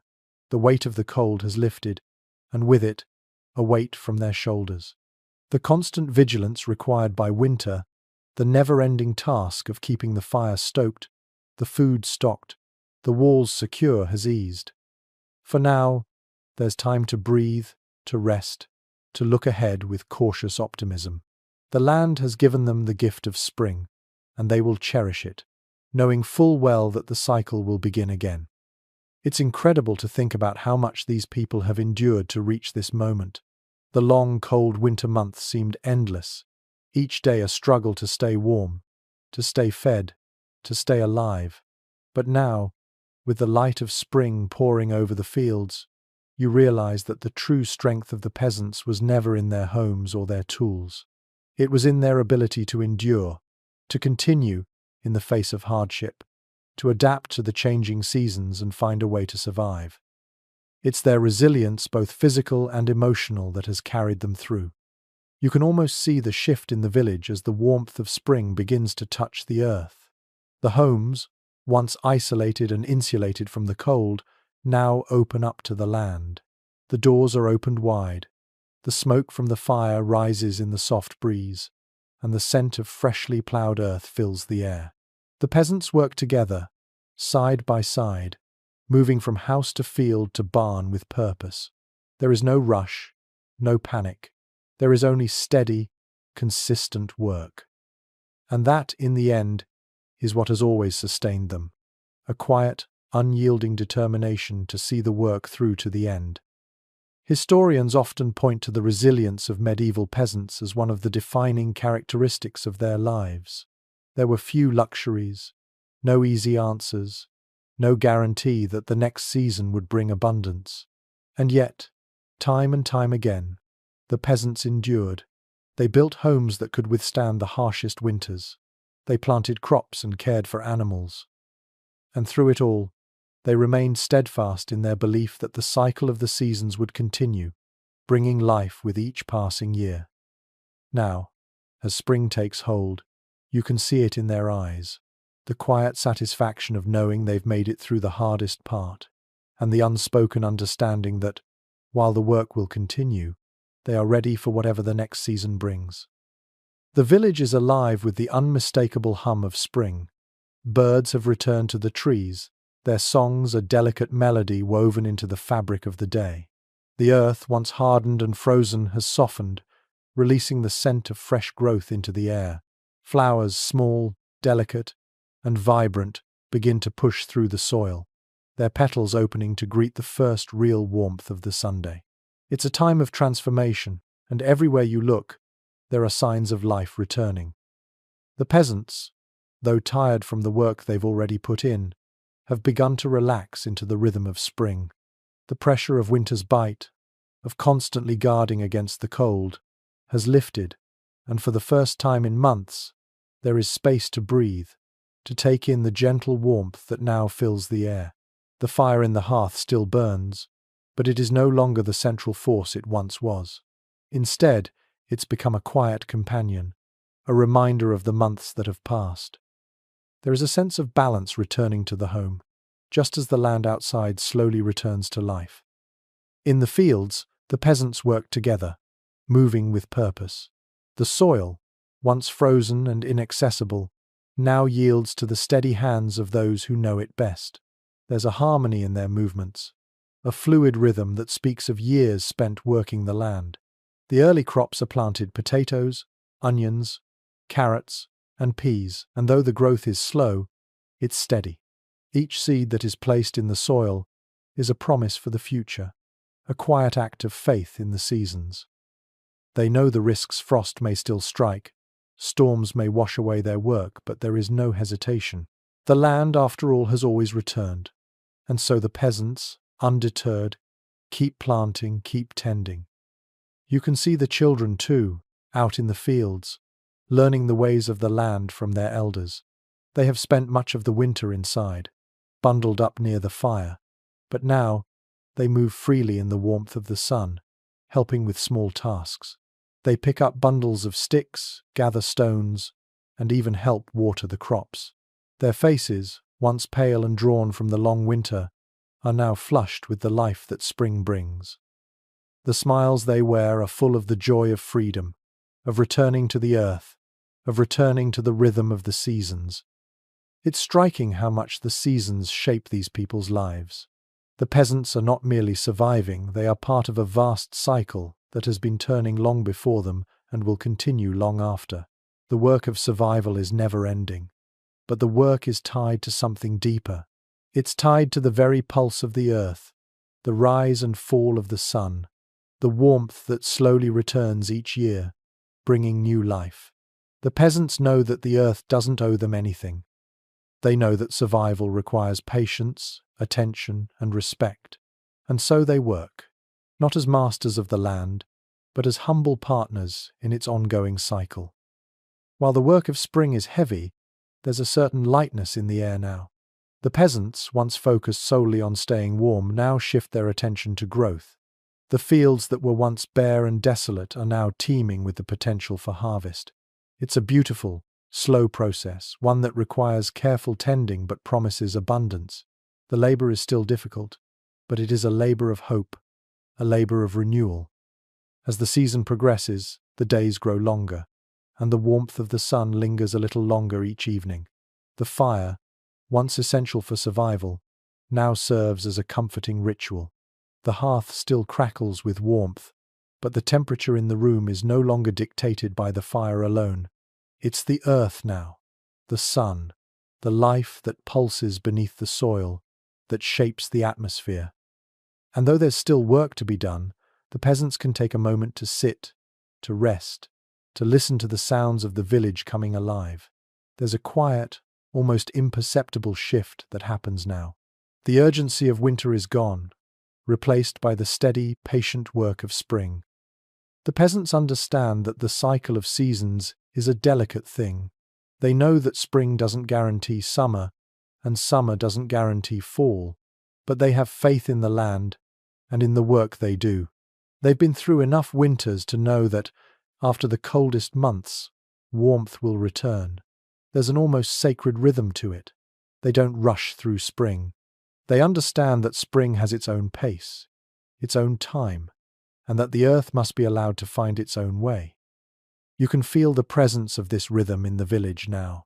It's in the laughter of the children, the quiet hum of the workers, the gentle breeze that ruffles the leaves on the trees. It's a rhythm that's been passed down through generations, one that will continue long after these peasants have gone. The world turns, and the seasons follow, each bringing its own challenges and gifts. But what remains constant is the effort to live, to work, to thrive. The fire may no longer be the focus, but its presence still lingers, just as the memory of winter's cold lingers in the hearts of the people. They know that the earth gives, but it also demands. And with each season, they meet it with the same quiet strength that has carried them through every winter. Historians often look to the resilience of medieval peasants as a model of endurance. The hardships they faced were immense, yet they continued. The land, with all its unpredictability, was both their provider and their adversary. But in the end, it was their relationship to the land, their deep understanding of its rhythms, that allowed them to survive. And now, as spring unfurls its warmth across the land, you can't help but see the beauty in the simplicity of their lives. The quiet joy of a successful planting, the shared laughter of a family reunited with the earth. It's a reminder that survival is not just about enduring. It's about living, about adapting, about continuing the dance with the seasons, no matter how hard it may be.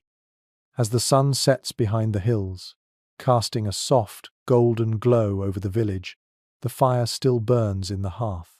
The day may be done, but the work of survival is ongoing.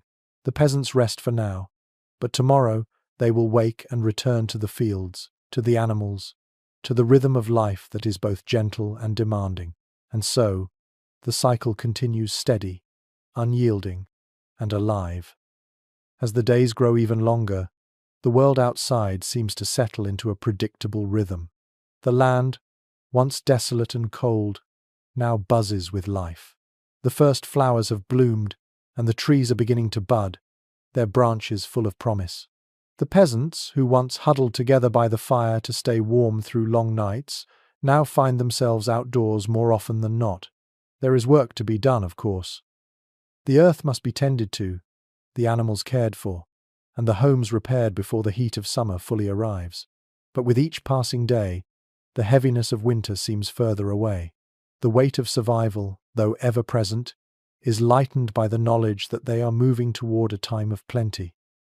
You notice how much more lively the village has become. The laughter of children fills the air once again, their voices ringing out in the warm breeze as they chase each other across the open fields. The adults, too, seem to move with more energy, as though the thaw has brought a lightness to their spirits. The work remains constant, but it's now a different kind of labor, one that comes with the anticipation of reward. The planting season is well underway, and the peasants move with purpose as they sow their seeds and tend to the crops that will grow tall over the coming months.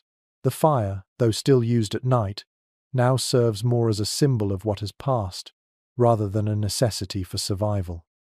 As you walk through the village, you see the peasants working side by side, each focused on their own tasks, but all connected by a shared purpose. There is no rush, no sense of desperation. Instead, there is an unspoken understanding between them, a recognition that the land they rely on must be nurtured. The work is slow and steady, measured by the rhythm of the seasons. The earth, having warmed enough to allow planting, is now being prepared for what comes next. The peasants are working together in ways that reflect their deep bond to the land and to one another. The isolation of winter, though still fresh in their memories, has given way to the quiet camaraderie of spring. The air is thick with the smell of damp earth and growing things. You can almost feel the land breathing with the peasants, as if it too is coming back to life. Every shovel of soil, every seed placed in the ground, carries the promise of the future. The peasants, in their simple but steady ways, continue to shape the world around them. They don't rush through it, they simply work with it, adapting to the seasons as they come. And in this quiet, deliberate work, they continue to survive, to thrive. The joy of spring is not in the flash of sudden change, but in the steady, persistent arrival of life. You watch as the peasants water their crops, their hands moving with practiced care, ensuring that each plant has what it needs to grow. There is a connection here, not just between the peasants and the land, but between the peasants themselves. They are bound together by the work they do, by the seasons they endure, and by the shared understanding that survival is a constant, collective effort. No one does this alone.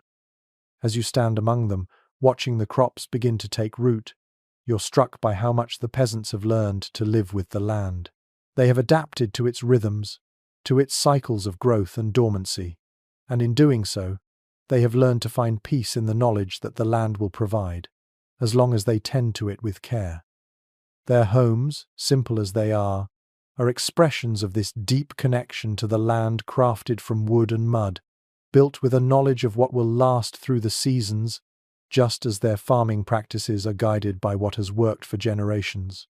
The land, in return, provides them with sustenance, with shelter, and with the promise of life renewed. Historians often discuss the cycles of peasant life, noting how deeply their existence was tied to the seasons. In the absence of modern conveniences, survival hinged on an intimate understanding of the natural world. For the peasants, the rhythm of the seasons became their lifeblood. The fire, the hearth, the tools they used, all were a means to an end: survival. But it wasn't just about enduring. It was about living, about finding meaning in the slow, steady work of cultivating the land, of raising families, of building homes. Their strength was not only in their physical endurance, but in their ability to understand the deep, unspoken connection between themselves and the earth that sustained them. You can see this connection reflected in the way the peasants work. They are not frantic, not hurried, but neither are they idle. Their movements are deliberate, measured, honed over years of working the land. They know the soil, they know the seasons, and they know the value of patience. The work is hard, but it's also deeply satisfying. As you watch them move through the fields, you understand that this rhythm, this way of life, isn't just about survival. It's about participating in the ongoing cycle of life.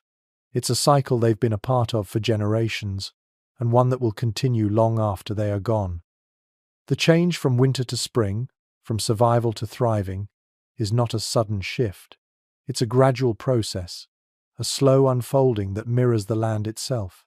As the peasants continue their work, there is no loud celebration, no moment of triumph. Instead, there is quiet satisfaction, an understanding that each action, no matter how small, is a step closer to the rewards of summer. The crops will grow, the animals will flourish, and life will continue. The peasants have made it through the harshest of winters, and now, with the warmth of spring at their backs, they are ready to embrace the next season with quiet hope and unwavering determination. And so, as the sun sinks lower in the sky, casting a soft, golden glow over the fields, you can feel the weight of the seasons lifting. The world is not yet fully awake, but it is stirring, beginning to stretch and prepare for the coming summer. The peasants know what's to come. They know the work will continue, the seasons will change, and they will meet the challenges of the future with the same steady determination that has carried them through every season before. The fire may have burned long and hot during the cold months, but it's now the soil, the sun, and the steady hand of the peasant that will carry them forward. The cycle continues, quietly, steadily, just as it always has. The days are now fully lengthened, and the village has come alive in a way that feels almost like magic. The once barren fields are now filled with rows of green, the tender shoots of crops reaching toward the sky. The peasants, though still busy, now work with a different energy. There is no longer the frantic pace of the winter months, no more scrambling for warmth or food. Now their attention is focused on nurturing the growth they've already started. Every day, the plants grow taller, the animals grow stronger, and the world feels just a little brighter. You can feel it in the way the peasants move steadier, with purpose, but not hurried. There's a calm confidence in the air. After the long, grueling months of winter, this is a reprieve, a reward for all the hard work that has led them to this point. But there's no room for complacency. While the work may now be about tending to crops and caring for animals, it's still an ongoing effort. The peasants know that the hard work doesn't end with spring's arrival. The summer will bring its own challenges, but for now, they are focused on the steady growth around them. The fire, once the heart of every home, is now used more sparingly. The hearth still serves its purpose, providing warmth in the cooler mornings and evenings, but its role has diminished. The warmth of the earth, the sun, and the growing plants have shifted the focus of the home. The door is open more often now, allowing fresh air to flow through the house. The peasants no longer need to huddle around the fire for warmth. Instead, they gather outside, enjoying the sunlight, the warmth of the earth beneath their feet, and the joy of the season's first fruits. You can see how the peasants embrace the season, how their faces seem to lift as the land transforms before them. They move from field to barn, from garden to home, all the while working together, side by side. There is something comforting about the way they work. It's not hurried or anxious. They know that they can't rush nature, that the plants will grow at their own pace, that the earth will give when it's ready. They simply continue, steady and patient, tending to the land that has always provided for them. As the peasants work, the sounds of the village seem to carry a new energy. The chatter of the children, who now spend their days running through the fields, the hum of voices as families gather to eat, the rhythmic sound of tools being used, all of it fills the air, blending together into a steady background of life. The village, once quiet and isolated during the cold months, is now alive with sound, with motion, with the energy of new growth. The fire in the hearth, though still burning, now feels like a soft, quiet presence, a reminder of the months they've survived. It's still important, but it's no longer the centerpiece of their lives.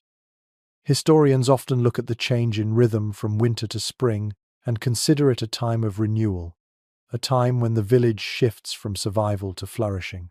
It's in these months that the peasants begin to reap the benefits of their hard work, when the land rewards their patience with the first fruits of the season. The shift from the desperate, intense labor of winter to the more relaxed but no less vital work of spring marks a turning point in the year. It's when the peasants can see that their efforts have not been in vain. The harvest is still far off, but for now, the joy of seeing their crops begin to grow fills their hearts with a deep sense of pride. The sense of accomplishment in the village is palpable. You can see it in the way the peasants talk about the land, the pride they take in their work. It's not boastful, but it is deeply felt. These people, who have lived through the harshest winters, and who know better than anyone the fragile nature of survival, now stand in the warmth of spring, with the first signs of the coming abundance all around them. They have endured. And in this quiet, slow-moving season, they are beginning to see the rewards of that endurance. But even as the season shifts, there's still work to be done. The peasants know that this time of year, though filled with promise, is also full of risks. The early crops are delicate, and the weather can still turn on them. A late frost could ruin their hard work. A sudden storm could wash away the seeds they've planted. The work of tending to the land is never done, and they are always vigilant. But the vigilance now is tempered with the quiet knowledge that they are not alone in this work. They have the support of one another, of their community, of their shared labor and dreams for the future. The land may be unpredictable, but together they can endure whatever challenges it brings. You watch as families come together to share meals outside, the sunlight casting a golden glow over everything. There's a quiet joy in the air, a celebration of the work that has been done and the work still to come. The fire burns in the hearth, but now, It's a soft, steady presence, reminding them of the warmth they've relied on through the winter. The land is now their focus, and the hope of the harvest fills the air. They have endured the hardest part. Now, they work together, quietly, steadily, with the knowledge that the land will provide if they continue their labor with patience and care. The village may seem small, but in its quiet resilience, it holds the power to survive and thrive. The seasons continue to turn, each one bringing its own challenges, its own gifts. The peasants understand that survival is never guaranteed, but they also understand the importance of hope, of community, and of living in rhythm with the land. They have learned that survival is not about rushing through life, but about enduring it, step by step, day by day, season by season. And so, with the sun sinking lower in the sky, the fire still crackling softly in the hearth, you realize that this cycle, the cycle of work, of rest, of survival and growth, will continue, just as it always has. The fire may no longer burn as brightly, but the warmth, the spirit of resilience remains. The peasants know that no matter what the seasons bring, they will face them together, with steady hands, patient hearts, and the enduring hope that the land will always return. As the sun sets lower, casting long shadows over the village, the pace of life shifts once again. The intensity of spring work is now starting to settle into a steady rhythm, and the peasants are beginning to enjoy the fruits of their labor. The fields are full of promise, the crops growing stronger every day. Though the days are long, they're no longer defined by the grueling work of preparation for winter's bite. Instead, there's a sense of fulfillment in the work, the act of tending the earth, knowing that everything done today will eventually bear fruit in the coming months. The air is thick with the sounds of summer's arrival, the buzz of insects, the rustle of leaves in the trees, the calls of birds that have made their nests nearby. All of these sounds create a lively backdrop to the steady movement of the peasants. The work is still constant, but the heat of the day brings a slower pace, one that's dictated by the rhythms of nature. There's no hurry anymore. The crops are planted, the animals are well cared for, and now the peasants work to maintain what has already been set into motion. It's a more measured pace, still vital, still important, but one that carries with it the luxury of knowing that they are no longer fighting for survival in the same way they were in winter. The fire in the hearth is still there, but it has become less of a lifeline and more of a familiar comfort. It no longer dominates the home. Rather, it quietly glows in the background, offering warmth in the cooler evenings. The long, hot days have meant that the home is often cool enough that the fire is not necessary during the daytime. But as the evening rolls in and the temperature drops, the fire flickers back to life. It's a gentle reminder of all that the hearth has represented: warmth, safety, and community. What's most striking as you watch the peasants now is the ease with which they've adjusted to the changing seasons. The long, harsh months of winter and early spring, where survival was the only focus, have given way to a different kind of work. It's still physical, still demanding, but it's a work that is embedded in the cycle of life. Each day spent planting or tending the crops or caring for the animals is a day spent in harmony with the world around them. And while there are still challenges to face: storms, pests, and the uncertainty of the weather, the peasants move forward with a kind of quiet confidence. They've survived the worst of the cold, and now they wait for the earth to repay their hard work with the bounty of summer. The evening meal, when it comes, is a simple one. The first of the early crops have been harvested, perhaps a few handfuls of new potatoes, a few early greens, or a handful of tender peas. It's not much, but it's enough to remind them that the hard work of spring has paid off. The fire crackles in the hearth as the family gathers together to share a meal. The sense of camaraderie in these moments is palpable. The work of the day is done, and now, around the fire, the family shares stories, laughter, and the quiet satisfaction that comes from knowing that they are part of a greater cycle. The warmth of the fire is not just a physical warmth now, but a social one, a space for connection and community that carries them through the next phase of the year. The village itself, though still small and simple, is now fully in tune with the land around it. The homes, constructed from wood, straw, and mud, seem to belong in the landscape.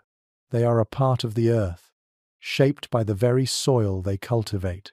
The roofs, with their thatch layered carefully over the beams, have stood firm through the trials of winter and are now ready to withstand the summer rains. The homes stand as quiet symbols of the resilience that has allowed the peasants to survive the harshest of seasons, but now they are a part of the natural order of things. They've been shaped by the land, and in turn, they help shape the lives of those who live inside them. And yet, despite the beauty of the cycle, there is always an underlying awareness of the fragility of it all. The peasants understand better than most how quickly things can change. A sudden frost could ruin the early crops, a storm could damage the fragile thatch on the roofs, or a disease could sweep through the animals. But there is no panic in these thoughts, no fear of the inevitable changes that life brings. Instead, there is acceptance. The peasants have lived through enough hardships to know that the cycle of life is constant and unyielding. They know that after every winter, spring will return. After every storm, there will be sunshine. After every hardship, there will be a time to rest. It's a rhythm they have learned to dance to, a rhythm that continues, steady and unbroken. Historians still discuss the impact of such cyclical rhythms on medieval peasant communities. Some argue that it was this connection to the land, this understanding of the seasons, that provided the peasants with a sense of stability. Life, though difficult, had a predictable quality to it. Each season brought its own set of tasks and rewards, and while there was always the uncertainty of nature's whims, the peasants could find solace in the repetition, in the certainty that the cycle would continue. It's a belief that sustained them, even in the hardest of times. Now, as you watch the peasants work, you begin to understand that their strength isn't just in their ability to endure. It's in their ability to live with the land, to work in tandem with the seasons, and to accept the rhythm of life as it unfolds. There is no rush, no frantic pushing against the inevitable. Instead, the peasants move with the seasons, adapting, waiting, and working to ensure that when the next season comes, they will be ready for it. The fire continues to burn, though its presence is more symbolic now. The sun shines long into the evening, casting a golden light over the village. The peasants have survived the darkest days. They've seen winter give way to spring, and now they wait for summer to arrive. But for now, they enjoy the warmth, the abundance, and the quiet satisfaction of knowing that they have endured. And in that quiet satisfaction, there's a sense of peace, a deep, unspoken gratitude for the land that sustains them, and the community that supports them. The days stretch on, lazily, under the warmth of the summer Sunday. The earth, now in full bloom, is teeming with life. The peasants, having planted the seeds of their future in the spring, now watch as their labor begins to bear fruit. The crops grow tall, the animals graze freely in the lush fields, and the village seems to buzz with the quiet energy of summer. The fire in the hearth, while still maintained in the evenings, has taken on a different role. Its warmth is no longer an absolute necessity. Instead, it becomes a gentle comfort, a presence in the evening to ward off the cooler nights. You watch the peasants as they move between fields, barnyards, and homes, each step more measured now. They are accustomed to the rhythm of the land, familiar with the pace of life that the seasons dictate. The work is still there, always there, but it is now a work of cultivation. There is no longer the frantic rush to prepare for winter's bite. Instead, it's the steady, purposeful work of tending, of waiting, of guiding the earth's bounty into its full glory. The peasants don't rush their work. They simply observe, nurture, and care for what has been sown. There's a quiet beauty in the way the peasants go about their tasks. Their movements are efficient, purposeful, but not hurried. They've spent years, lifetimes, mastering this work. The sowing, the tending, the harvesting, it's as natural to them as breathing. The land is their companion, and they have learned to work with it, not against it. The soil that they once fought to prepare in the cold of winter now yields effortlessly, like an old friend offering its hand. The village itself has transformed in the summer light. The homes, once dark and insulated against the biting winds of winter, now stand open to the Sunday. The thatched roofs, covered in moss and clay, hold firm against the warmth and rains of summer.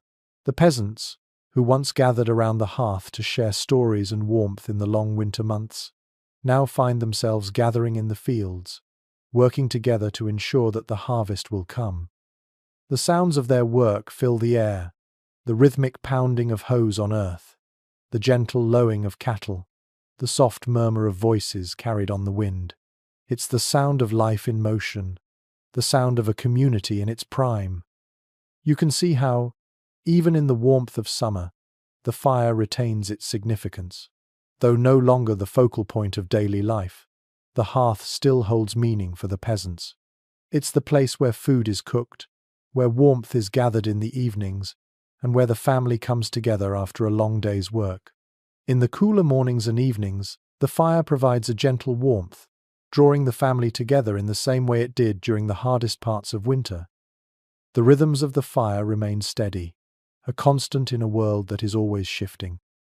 But as the crops grow and the animals flourish, the fire takes on a different role. It is less of a life-sustaining force and more of a place for connection and reflection.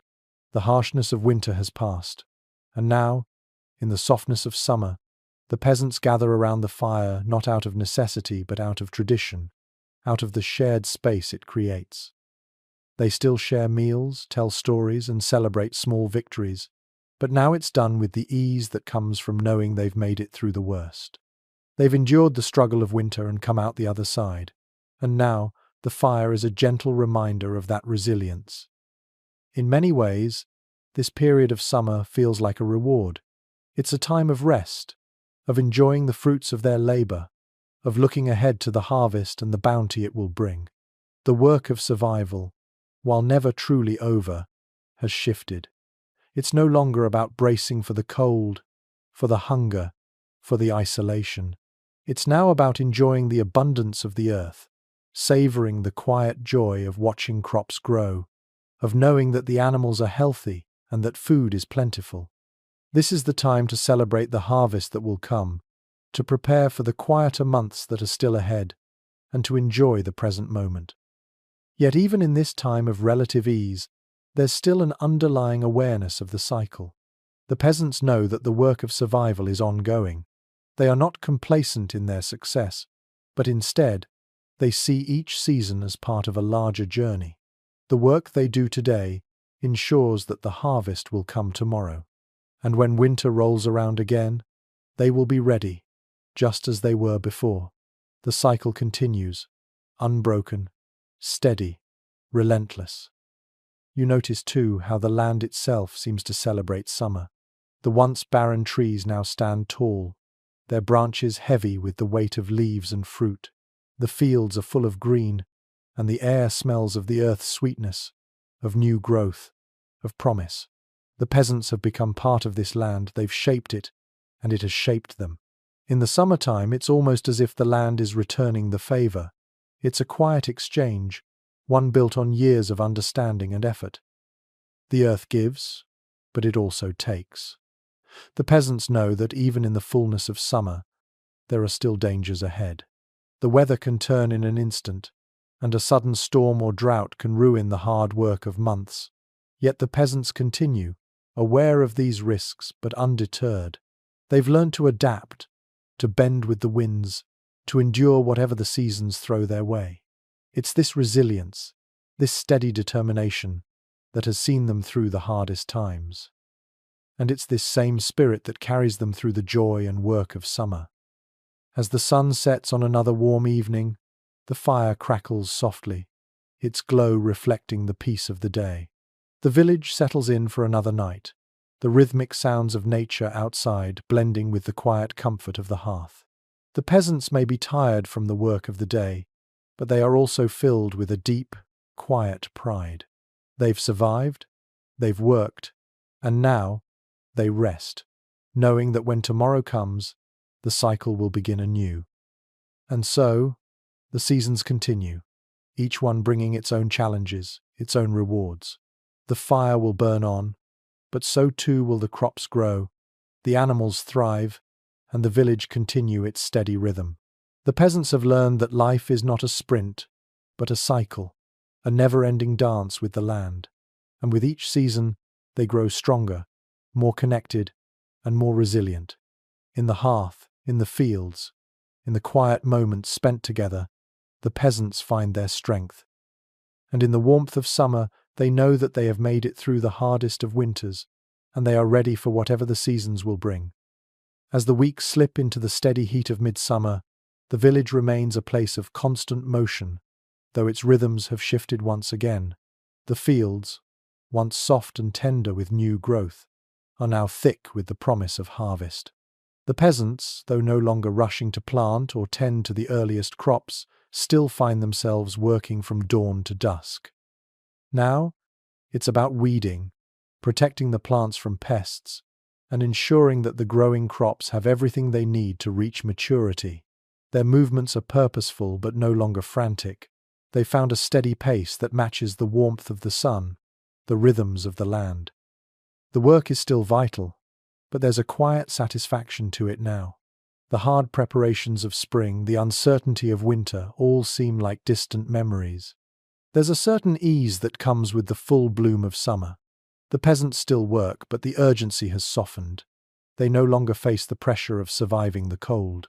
Instead, their energy is focused on making sure that what has been planted continues to grow strong and healthy.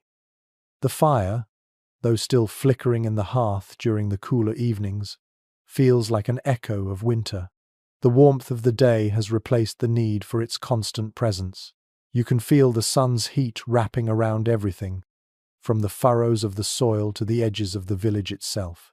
The once crucial fire, the symbol of survival during the bitterest months, now becomes a place of reflection and quiet gathering. It draws the family in at night, offering comfort not out of necessity but out of tradition.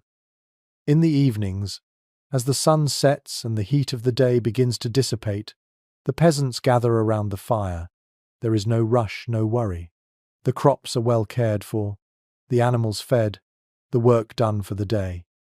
Now, the fire serves as a space for conversation, for sharing meals, for quiet moments of togetherness. The long days of summer have softened everything. The pace of life has slowed to match the warmth that surrounds them. You can almost feel the energy of the village relax into a deeper sense of peace. The sounds of life around the village have changed too. The buzz of insects fills the air, and the distant sounds of children's laughter echo through the fields as they play. The adults are busy, of course, but there's no longer a sense of desperation in their actions. The long days give ample time to work and then rest. The children, once confined to the hearth during winter's cold, now roam freely in the warmth, helping with small tasks and learning the ways of the land. Their voices carry through the fields, and you can hear the joy in their laughter, the carefree nature of summer that seems to seep into every corner of life. In the evenings, when the heat of the day has finally passed, the fire provides a space for the peasants to gather and reflect. The day's work is done, and now they sit together, enjoying the warmth and the company of one another. The firelight dances on their faces, casting a soft glow over their features. They share stories, passing down knowledge from one generation to the next. In these moments, the fire is more than just a source of warmth. It is a symbol of the community, the shared history that binds them together. It is a reminder of how far they have come, how much they have endured, and how much they have accomplished together. The rhythms of summer are not just about the work of the fields, they are about the quiet satisfaction of seeing the earth come to life. The peasants look out over the fields, watching as their efforts begin to take root. The crops that were once fragile seedlings are now strong and hearty, reaching toward the sky, ready for the harvest. The animals graze lazily in the fields, their coats glistening in the warm Sunday. There is a sense of accomplishment, a deep pride in the knowledge that they have done the hard work, and now they can simply wait for the bounty to come. Historians often speak of the resilience of medieval peasants, not just in their ability to survive the harshness of winter, but in their ability to endure the long, unrelenting cycle of labor that the seasons demanded. It wasn't just about getting through the cold months. It was about living with the seasons, adapting to the rhythm of the earth. The peasants knew that their survival depended on the land and the labor they put into it. Each season brought its own set of challenges, but with each passing season, they grew stronger, more connected to the land they worked. As you watch the peasants work, it's hard not to feel a sense of admiration for them. Their strength lies not just in their ability to endure hardship, but in their ability to live in harmony with the land. They've learned to work with nature, to understand its rhythms, and to adapt their lives to the cycles it demands. The fire that once served as a constant source of warmth in the dead of winter is now a symbol of the past, a reminder of the resilience that carried them through the darkest months. It now sits quietly in the background, offering warmth when needed, but never overshadowing the peace that has settled over the village in the warmth of summer. The cycle of life continues. The peasants will continue their work, tending to the fields, watching over the crops, and preparing for the harvest. But for now, they can rest. The worst of the work is behind them, and they can savor the calm, the joy, and the warmth of summer. They know that the work will continue, that the seasons will change once again, but for now they are content. They have survived, they have thrived, and they are ready for whatever comes next. As the fire crackles softly in the hearth, the village settles into the warmth of the summer evening. The rhythm of life, slow and steady, continues.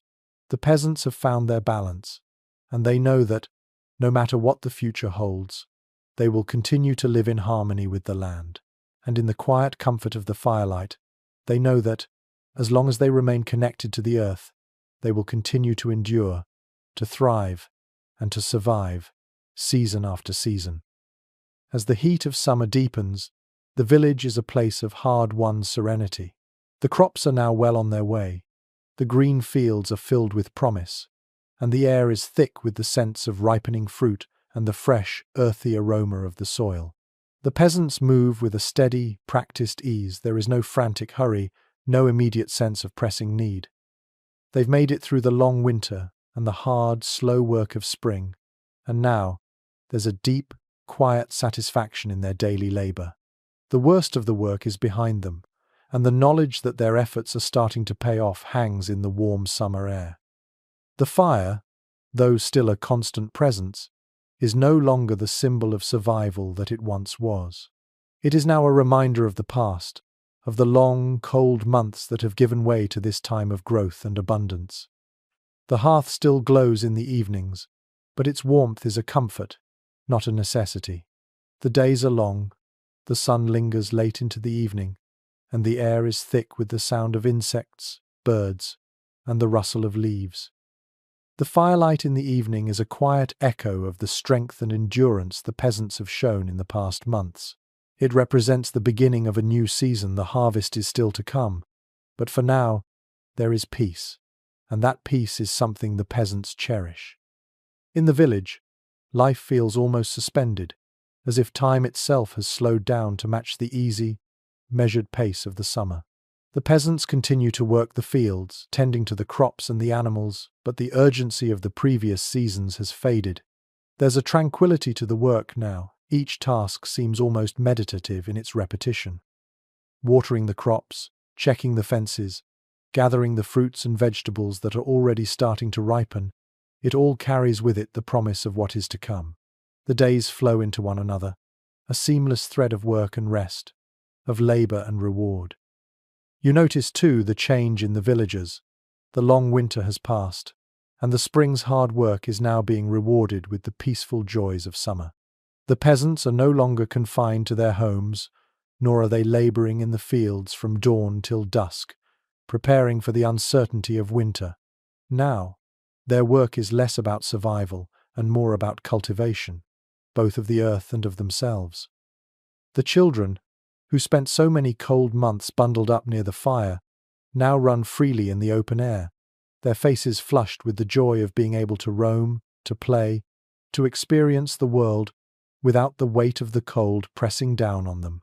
They've learned how to work, but they've also learned how to celebrate, how to take in the fullness of the world around them. The adults, too, move with a new sense of ease.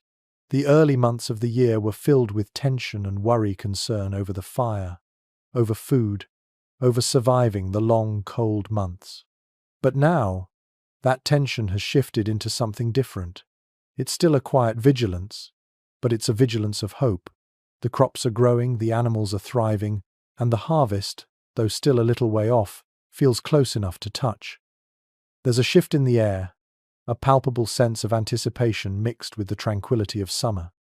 The peasants don't rush. They understand that everything has its time. They've worked hard to get here, and now they work with the land, not against it. They wait, but they wait with patience, with an understanding that what they've planted will soon bear fruit. The fire, though no longer the center of their lives, still plays a key role in the daily rhythm. It serves as a place for gathering, for reflection, for moments of quiet togetherness at the end of the day. The long evenings are filled with stories shared around the hearth, with food prepared and eaten in the soft glow of the firelight. These moments are simple, yet profound. The fire, like the hearth, has become a symbol of the village's enduring connection to one another. It's a space where the work of the day is acknowledged, where the weight of the seasons is felt in the silence that settles over the room. Historians often speak of the importance of communal spaces like the hearth in medieval life. It was not just a place for warmth or cooking, it was a place for connection, for stories, for life to unfold. And even now, in the heat of summer, the fire remains a key piece of that connection. The peasants come together around it at the end of their workday, finding comfort in the flickering warmth, in the shared presence of family and community. It is here, in these moments, that they find peace after the intensity of the seasons.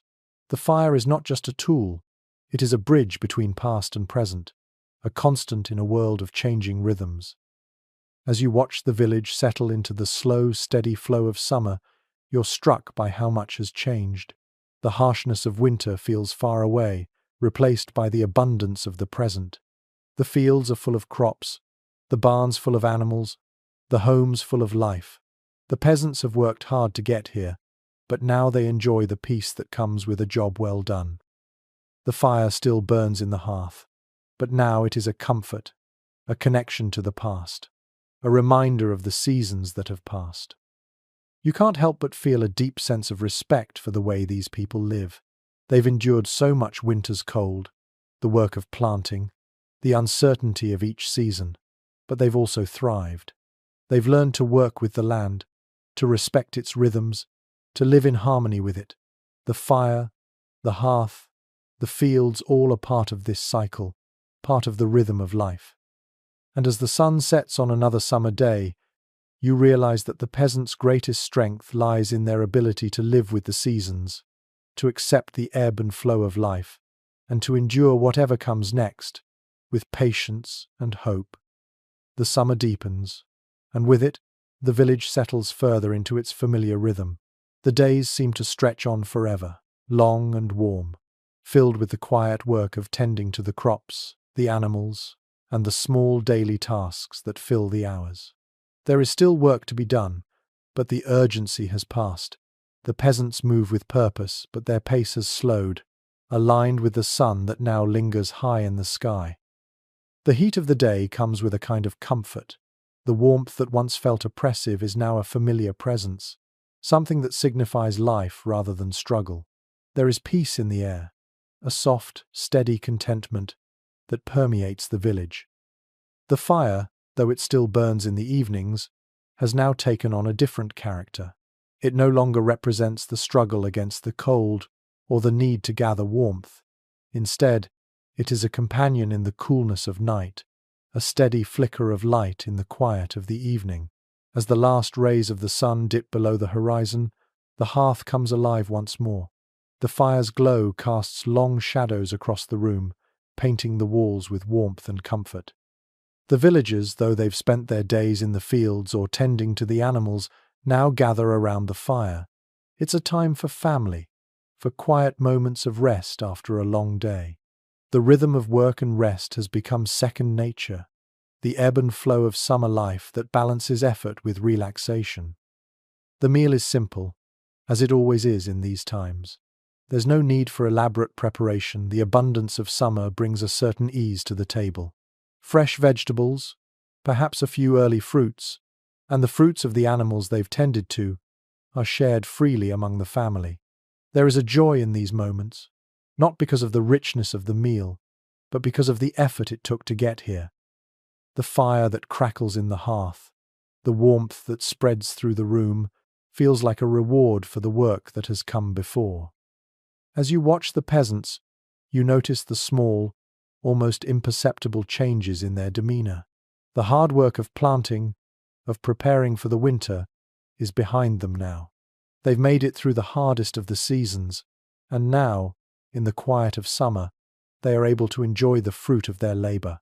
Their faces are softer, more relaxed, as though they can finally breathe, finally take a moment to appreciate the peace that comes with the height of the season. They sit together, sharing stories, laughing, and simply being together, grateful for the simple joys of life. The sound of the fire is a constant in the background, the soft crackle of wood, the occasional pop, the warmth that spreads from the hearth. It is a sound that has become familiar, that signals both an end to the day and a beginning of rest. There is something timeless about it. The fire, though no longer a necessity for survival, remains a part of the rhythm of life. It is where families gather, where stories are shared, where the connection to the past and the future are felt most acutely. It is a space where the work of the day is acknowledged, but also set aside, where the weight of the seasons is momentarily lifted. The village, too, seems to be in sync with the seasons. The houses, once closed tightly against the winter cold, are now open, windows thrown wide to let the warmth and light of the sun in. The once stifling air is now alive with the sound of life children running through the fields, animals grazing peacefully, the steady hum of activity that fills the village with a sense of purpose and ease.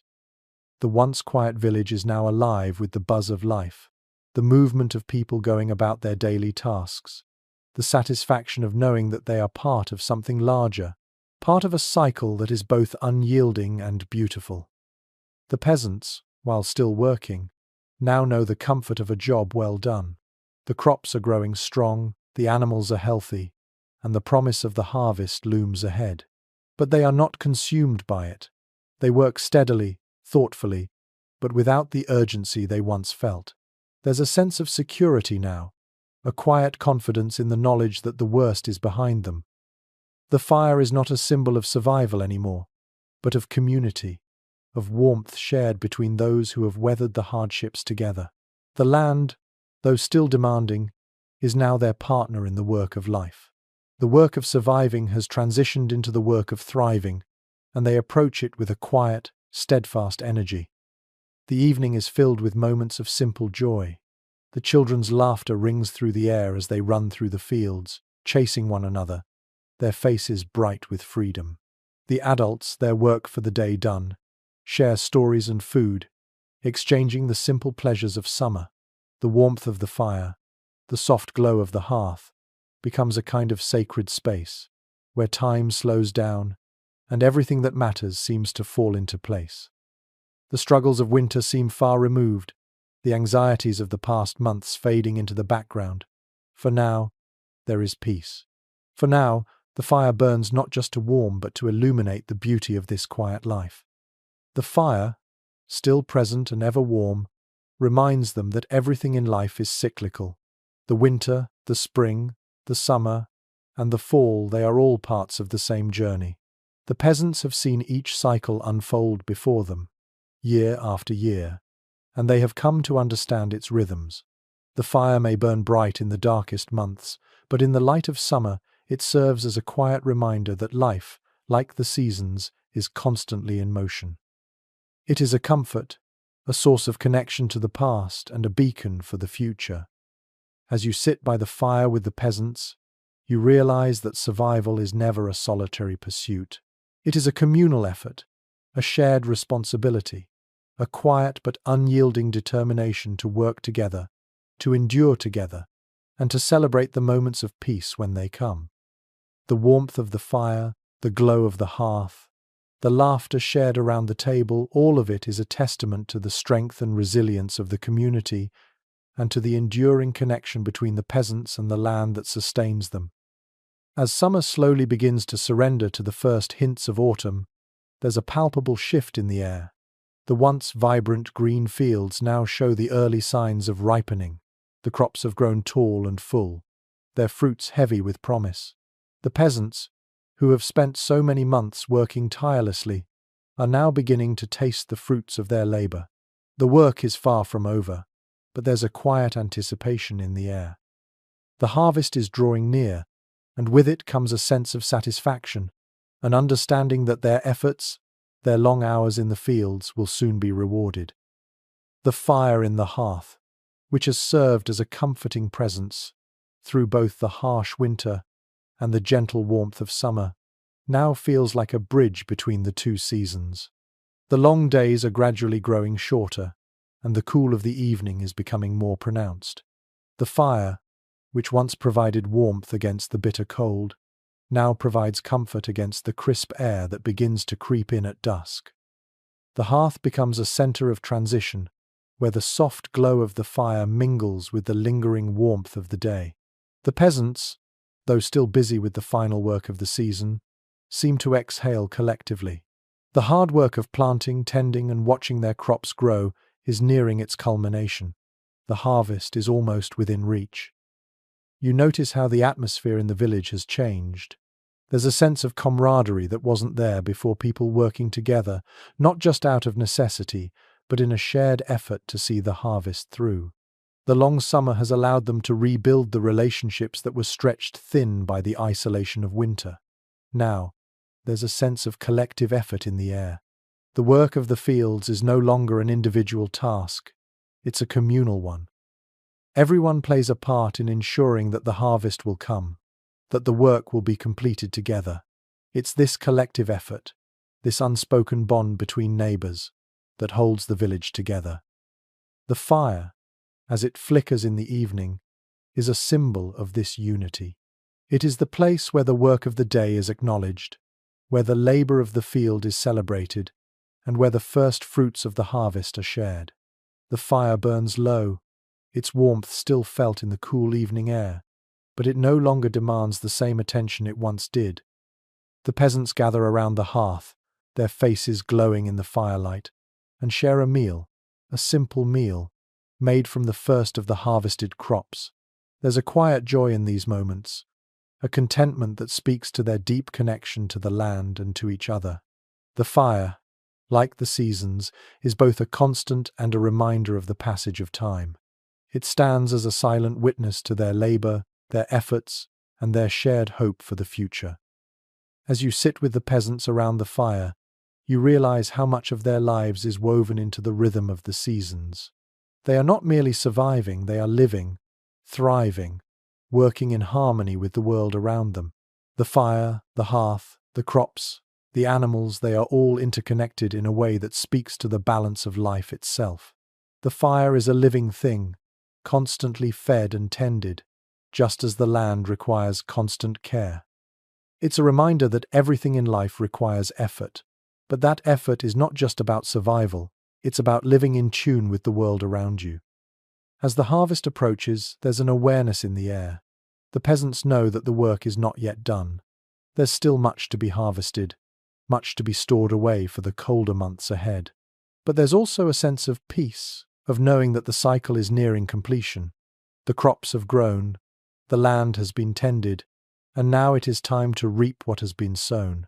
The fire in the hearth flickers softly, a steady presence in the evening that mirrors the rhythm of life itself.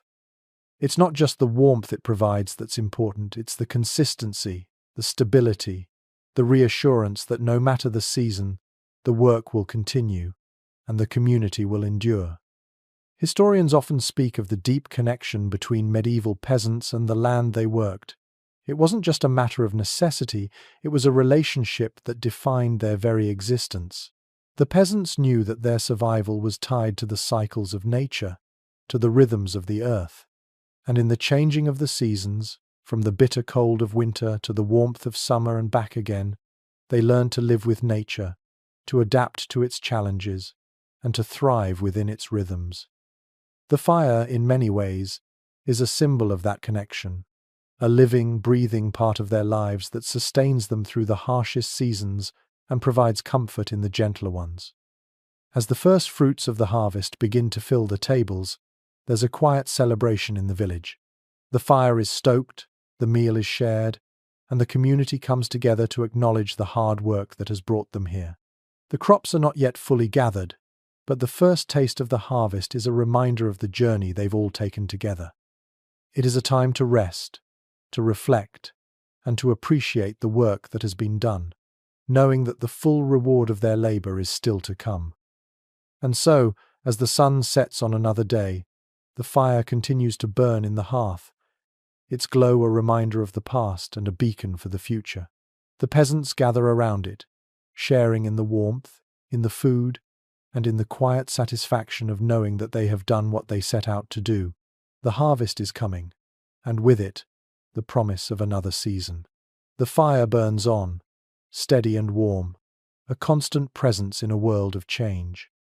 The cycles continue, unbroken, and the peasants are ready for whatever comes next.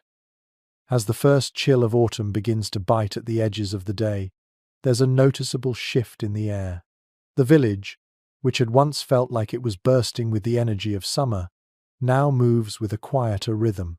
The harvest is near completion, and with it, there comes a palpable sense of satisfaction. The work of the past months, the planting, the tending, and the careful nurturing of the land, is now being rewarded. The crops are ripe, and the barns are filling with the fruits of their labor. The days are still long, but the evenings have grown shorter, the shadows growing longer as the sun sets earlier. There is a gentle turning inward as the village prepares for the coming winter months. The fire in the hearth has now become more than just a comforting presence, it's a necessity. The air is crisper, and the warmth of the fire feels like a welcome companion. As the peasants gather around the hearth, there's a sense of relief, but also a quiet reflection. The summer, though filled with hard work, was also a time of abundance. The harvest, though not yet complete, has already yielded enough to ease their fears of the coming cold. The fire crackles in the hearth, its warmth spreading through the room, providing comfort and solace after the long hours spent working in the fields. As the peasants sit around the fire, you can see the quiet joy that comes with the end of the harvest. The work is not yet done, but the hardest part is over. The fruits of their labor are now in the barn, and the preparation for winter has begun. The fire serves not just as warmth, but as a reminder of all they've accomplished. There's a sense of accomplishment in the air, a feeling of peace that comes from knowing they have made it through another season. The fire, now more vital than ever, is both a symbol of survival and a source of comfort. The family, having gathered around the hearth, share a simple meal, the bounty of the harvest laid out before them. There is no extravagance here, no abundance that will go to waste. The meal is modest, yet it is enough. The vegetables, freshly pulled from the ground, the bread, baked from the last of the summer's grain, and perhaps a bit of preserved meat, are all that they need. The peasants eat in silence at first, savouring the fruits of their labour. It is not a feast, but it is a meal that holds the weight of their efforts. They've worked hard, and now they can sit back for a moment, enjoying the quiet joy that comes from a job well done. The fire continues to crackle, its warmth filling the room as the family finishes their meal. There's a calmness in the air now, a sense that, despite the challenges ahead, they have made it through. The land has given them what they need. And now, as the season changes once again, they can look forward to the winter knowing that they have done everything they can to prepare. The fire is a constant, steady presence, and as it flickers in the hearth, it offers a reminder of everything the peasants have endured and everything they've accomplished. As you watch the family, you begin to understand that the fire is more than just a source of heat or light. It's a place of connection, of reflection, and of hope. It is where the family comes together, where they share their stories, their struggles, and their triumphs. It is a space where the labor of the day is acknowledged and where the work ahead is anticipated with quiet resolve. The fire, in many ways, is a metaphor for the peasants' lives. It burns steadily, even when the world outside is cold and uncertain. It provides warmth when needed, light in the darkness, and a sense of continuity in a world that is always shifting. The harvest may be over for now, but the work of survival continues. The peasants are preparing for the winter, storing away food, repairing their homes, and ensuring that they will have enough to see them through the colder months. The fire, though no longer the central force it once was, is still the heart of the home. It provides comfort during the long nights, and its steady warmth reminds them of the strength they've drawn from it through the years. Historians often reflect on how the cycles of agriculture shaped the lives of medieval peasants. The land was both a provider and a taskmaster. The peasants knew that survival depended on their ability to work with the land, to understand its rhythms, and to adapt to its changes. And in that work there was a deeper connection to the world around them. The fire, in its own way, was a symbol of that connection, of their reliance on the land, on each other, and on the seasons that governed their lives. As you sit with the peasants around the fire, you realize that their strength lies not just in their ability to endure the hardships of the seasons, but in their ability to live in harmony with them. They are not merely surviving, they are living, thriving, and adapting to the world around them. The fire, though once a symbol of survival, is now a symbol of continuity. It is a reminder that no matter how cold the winter may be, there is always warmth to be found in the hearth, in the home, and in the shared strength of community. The family gathers close to the fire, their faces glowing in its warmth. The sounds of the night crickets chirping, the rustle of the wind outside seem far away. In this moment, there is peace, a quiet sense of contentment that speaks to the simple joy of being together. The fire burns low, and the village, though still filled with the work of preparing for winter, is at rest. The rhythm of the seasons continues, and with it, the quiet strength of the peasants, who know that no matter what the future holds, they will endure. As the crispness of autumn settles in, the first true hints of winter's approach are felt in the cool bite of the evening air. The days, once long and sun-soaked, are growing shorter, and the gentle warmth of summer is becoming a distant memory. The harvest, though mostly gathered, isn't quite finished, and the work in the fields continues at a slower, more deliberate pace. The peasants, having seen the bounty of the land, are now preparing for what's ahead, both the closing of the harvest and the oncoming winter.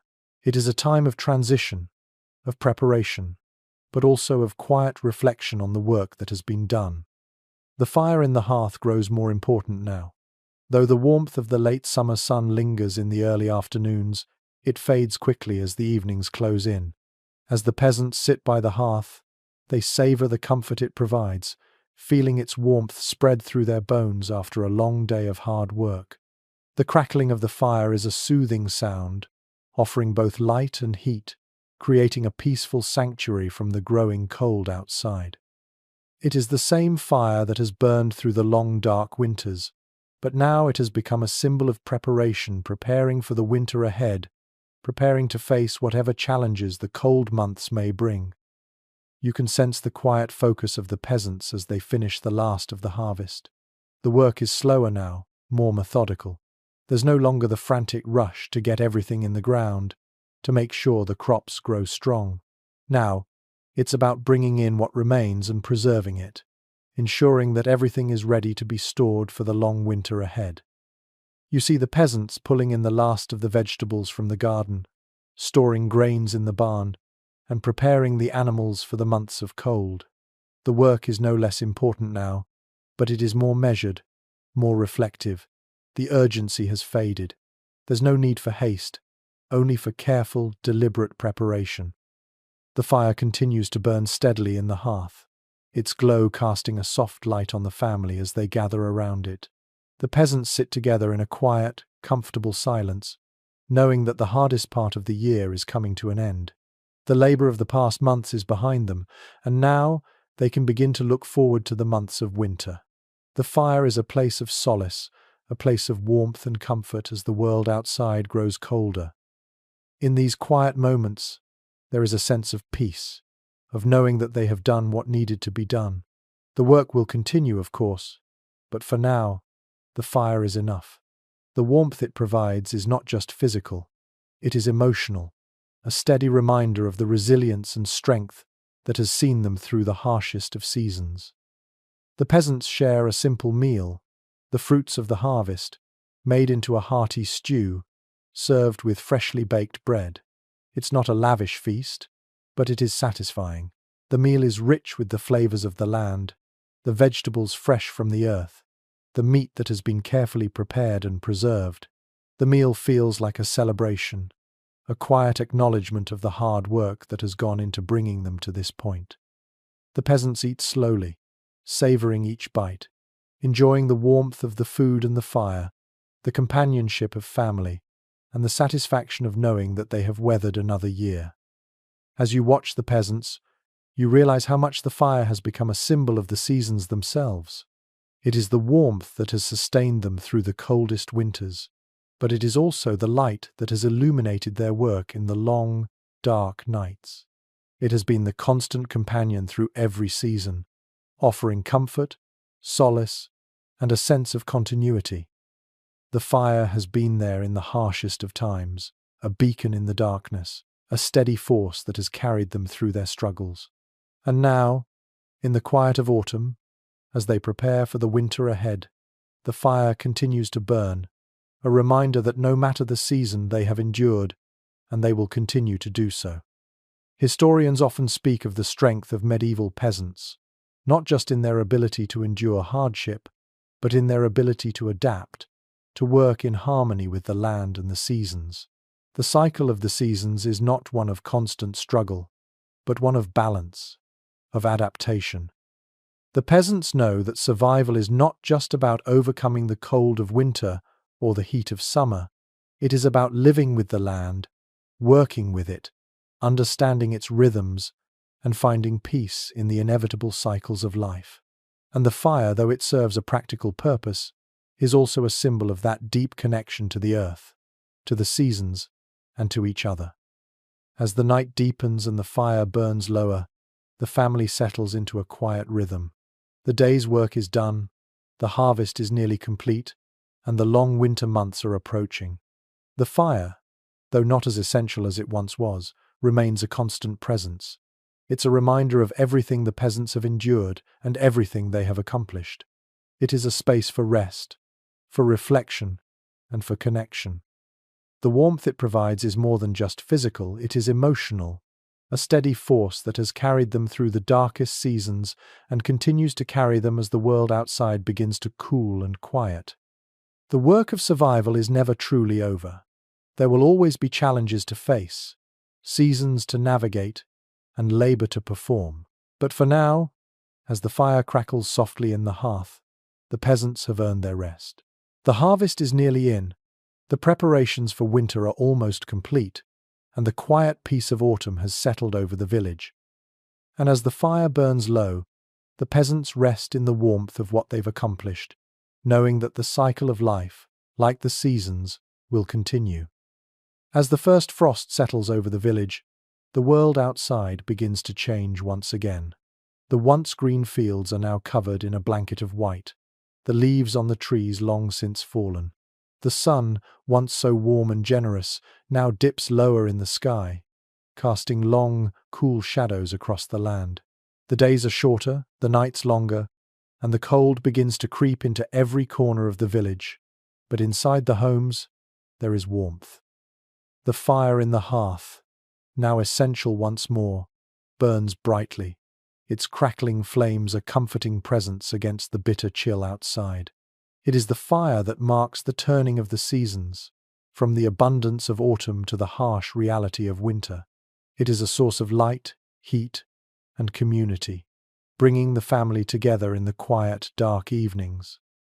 The peasants, who have spent the past months preparing for this moment, now settle into the rhythm of winter. There is work still to be done, of course. The animals need to be tended to, the firewood needs to be replenished, and the food needs to be carefully rationed to ensure it lasts until the first signs of spring. But there is a sense of relief in the air, a sense that they have made it through the hardest part of the year.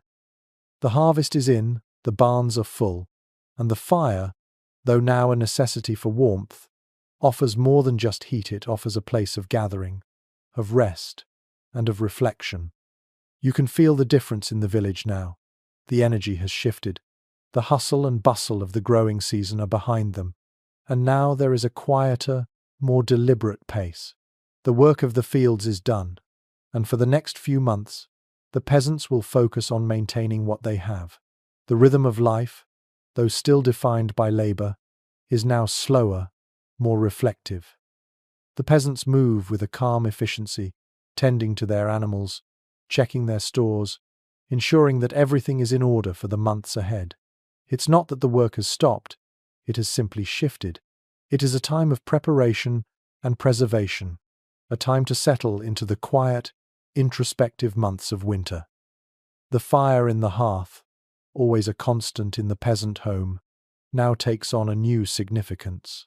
It is no longer just a source of warmth, it is a gathering place, a source of light and life in the darkest months of the year. The family gathers around it each evening, sharing stories, meals, and the simple pleasure of being together. There's a sense of comfort in these moments, a deep sense of peace that comes from knowing that they have made it through the hardships of the past year. The fire burns steady, its warmth wrapping around the family like a blanket, providing not just physical warmth, but emotional warmth as well. The winter months, while harsh, are not without their rewards. There's a certain tranquility that comes with the quiet of winter, the long nights, the stillness of the snow-covered fields, the peace that comes with knowing that the worst is behind them. The fire, now more important than ever, offers comfort during these long, cold nights. It is a steady presence in the home, a symbol of continuity and resilience.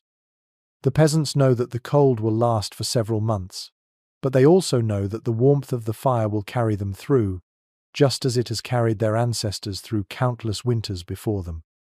You watch the peasants as they sit together around the fire, their faces illuminated by the soft glow of the flames. There is a quiet satisfaction in the air, a sense of contentment that comes with having done the hard work of the year. The harvest is in, the animals are settled for the season, and now there is time to rest. The fire burns low, crackling softly as the family shares their evening meal. It is simple food, as always stews, bread, and perhaps a bit of preserved meat. There's no extravagance, but there is an abundance that feels just right. The food, prepared from the fruits of their labor, nourishes not only their bodies, but also their spirits. They've made it through another year, and they are ready to face the challenges that the next season will bring. The fire is more than just a source of warmth now. It is a symbol of the cycle of life, of the unbroken rhythm of the seasons. It represents the endurance of the peasants, the work that has been done, and the rest that is earned. As the fire continues to burn through the long winter nights, it is a reminder that the work of survival is never truly over. It is an ongoing effort, a steady commitment to the rhythms of the land, to the seasons that come and go. The fire is both a source of comfort and a symbol of resilience. It has carried the peasants through the darkest months, and it will continue to burn, steady and warm, as they face the winter ahead. Historians often reflect on how the cyclical nature of life shaped medieval peasant communities. The seasons, with all their hardships and rewards, defined the rhythm of life. Survival was never guaranteed, but the fire, the hearth, and the land were constants, providing both the practical necessities and the emotional anchor that kept families and communities together. The peasants knew that survival was about more than just physical endurance. It was about community, about coming together around the fire to share in the work and the rewards of the seasons. The fire was the heart of the home, the symbol of their connection to each other and to the land that sustained them. As the winter settles in and the cold grows more intense, the peasants continue their work, but they also take time to rest, to gather, and to reflect. The fire, though no longer the focal point of their labor, remains the center of their social lives. It is the place where stories are told, where lessons are passed down, and where the bonds of family and community are strengthened. The hearth is the place where the work of survival is not just acknowledged but celebrated. It is the place where the peasants find warmth, comfort, and most importantly, the strength to endure whatever the future may bring. And so, as the fire burns steadily in the hearth, the village settles into the quiet of winter, knowing that they have done the work of the year and are now ready for the months ahead. The seasons will continue, the cycles will turn, and the fire will always burn, steady and warm, guiding them through whatever challenges lie ahead. The winter nights grow colder still, but inside the village, life continues with a quiet rhythm. The snow blankets the earth, the fields now a vast expanse of white, untouched by the bustling activity of summer and autumn. The peasants, though accustomed to the cold, now feel the full weight of winter pressing against them. The fire burns brightly in the hearth, its warmth a constant companion in the dark, chilly nights.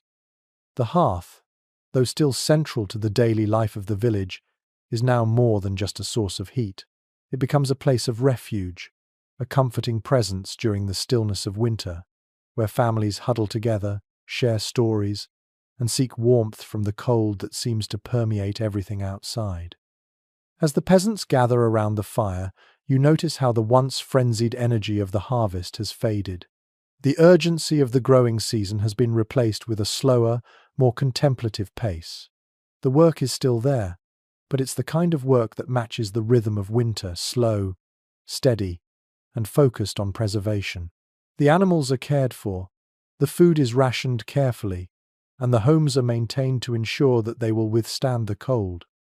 There is no rush now, no frantic need to plant or harvest.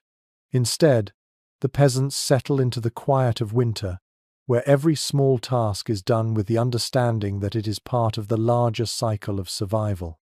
The fire in the hearth continues to burn, steady and unwavering, much like the efforts of the peasants themselves. The meal, like so many of the winter meals, is simple but nourishing. The peasants eat in silence, savouring the warmth of the food, the comfort of the fire, and the presence of one another. There are no lavish feasts during these months, just hearty stews, thick bread, and preserved meat. Yet, there's something profoundly satisfying about the simplicity of it. Each bite is a reminder of the work that has gone into preserving the food, of the long hours spent storing away enough to survive the winter. It is food earned through hard labour, and it carries with it a deep sense of gratitude for what the land has given. The fire crackles, casting its soft glow over the room as the peasants settle in for the evening. There is a peacefulness in the air, a calmness that comes from knowing that they have made it through another year. The fire provides not just warmth, but also light a beacon in the long, dark nights of winter. It is a source of connection, not just to the past, but to one another. In the quiet glow of the hearth, the peasants find a moment of rest, of stillness, in the midst of the ongoing work of survival. It is in these moments, surrounded by the warmth of the fire, that they take stock of the past year, the challenges they've faced, the work they've done, and the rewards they've earned. Outside, the wind howls against the walls of the home, the cold biting at the windows and doors. But inside, the fire continues to burn, steady and bright. There is a profound contrast between the world outside and the warmth of the home. The peasants know that the harsh winter will eventually give way to the thaw of spring, but for now, they remain in the present moment, gathering strength for the months ahead. They have weathered the worst of the year, and now, in the quiet of winter, they find solace in knowing that the cycle will continue. Spring will come again, as it always does, bringing with it the promise of renewal, of new growth, and of hope. The fire, once a symbol of survival, is now a symbol of endurance. It is the constant in a world that is always changing, always shifting with the rhythms of the seasons. The peasants know that, just as they've endured the hardships of winter before, they will do so again. The fire in the hearth is the reminder that no matter how cold the night may be, there is warmth to be found, there is light to guide them, and there is hope to sustain them. Historians often comment on the resilience of medieval peasants, noting how much of their lives were defined by the cyclical nature of the seasons. The winter, though harsh, was not a time of despair. Instead, it was a time of quiet strength, of endurance, and of preparation for the spring that would follow. The peasants knew that each season brought its own set of challenges, but they also knew that survival depended on their ability to adapt and to persist. The fire, ever burning, became both a literal and symbolic representation of that resilience. It was the light in the dark, the warmth in the cold, and the reminder that, despite the hardships they faced, they were always moving forward, always enduring, always connected to the land and to each other. As the fire continues to burn softly in the hearth, the peasants settle into the warmth it provides. The cold wind may howl outside, but inside, they are secure. The quiet stillness of winter settles over the village, and the peasants, in their peaceful endurance, know that they are part of a larger cycle. The fire will burn through the long nights, the seasons will continue to shift, and life, in its constant rhythm, will go on. For now, they rest, knowing that whatever challenges lie ahead, they will face them together, as they always have.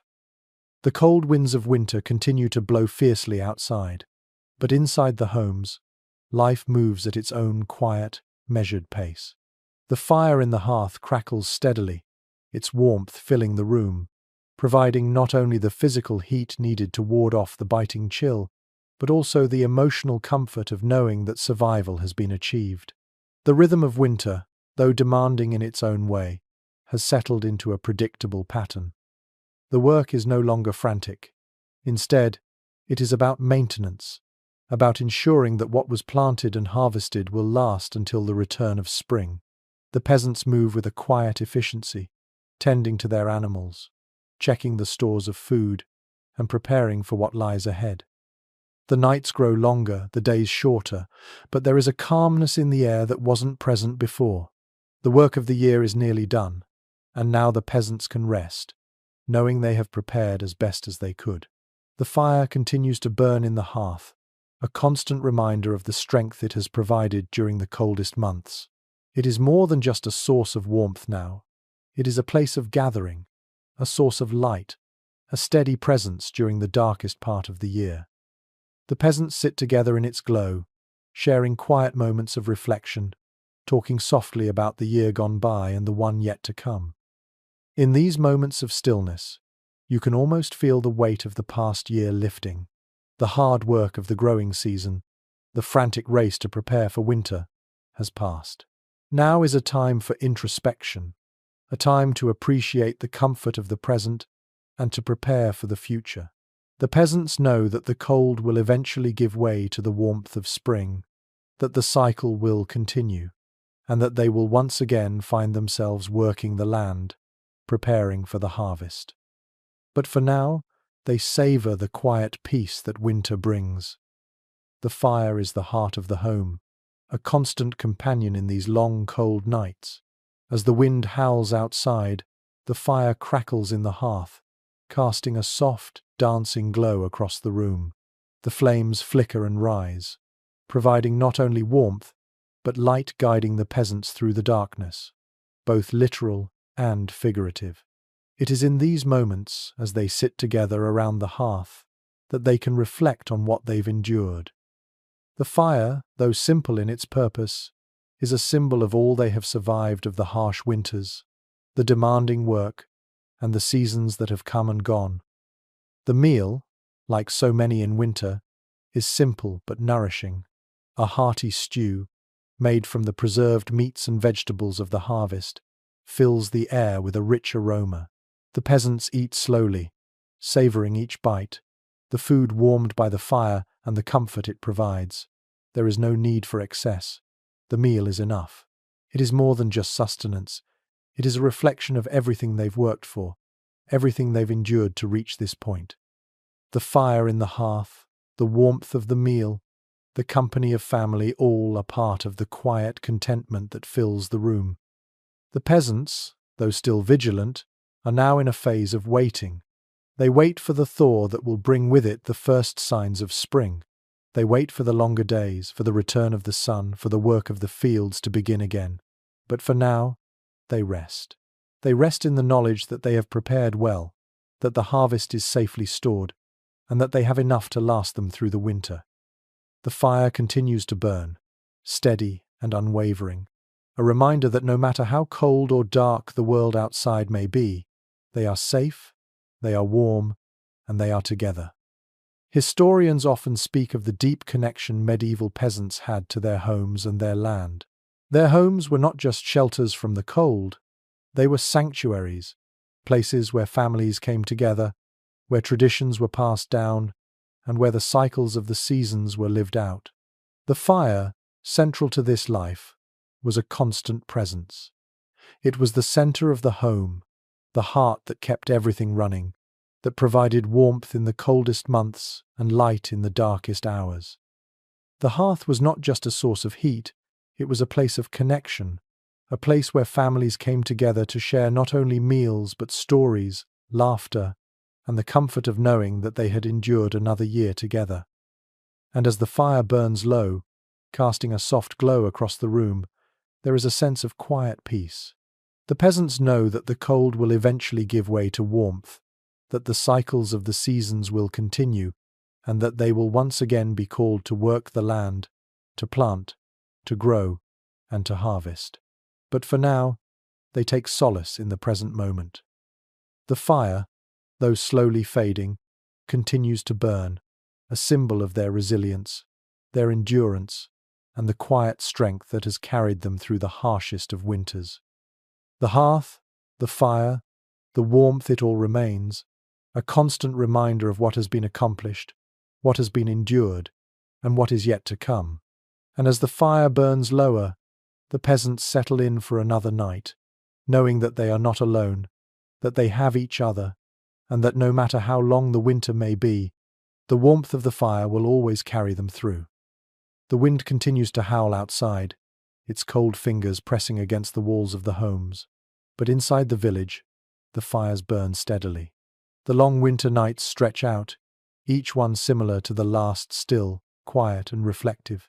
The peasants continue their work, though it has slowed in the chill. The focus now is on maintaining what has been stored, ensuring that there is enough food, fuel, and warmth to last until the first signs of spring. There is no frantic urgency, no need for preparation. It is a time for tending, for patience, for waiting for the inevitable return of the Sunday. The fire in the hearth continues to provide warmth and light, but now it has become a beacon in the long darkness. It is a place of gathering, where families huddle close together in the stillness of winter. The light from the fire flickers across their faces, casting shadows on the stone and mud walls of the home. There is a sense of comfort in these moments, a calmness that comes from knowing that the harshest part of the year is behind them.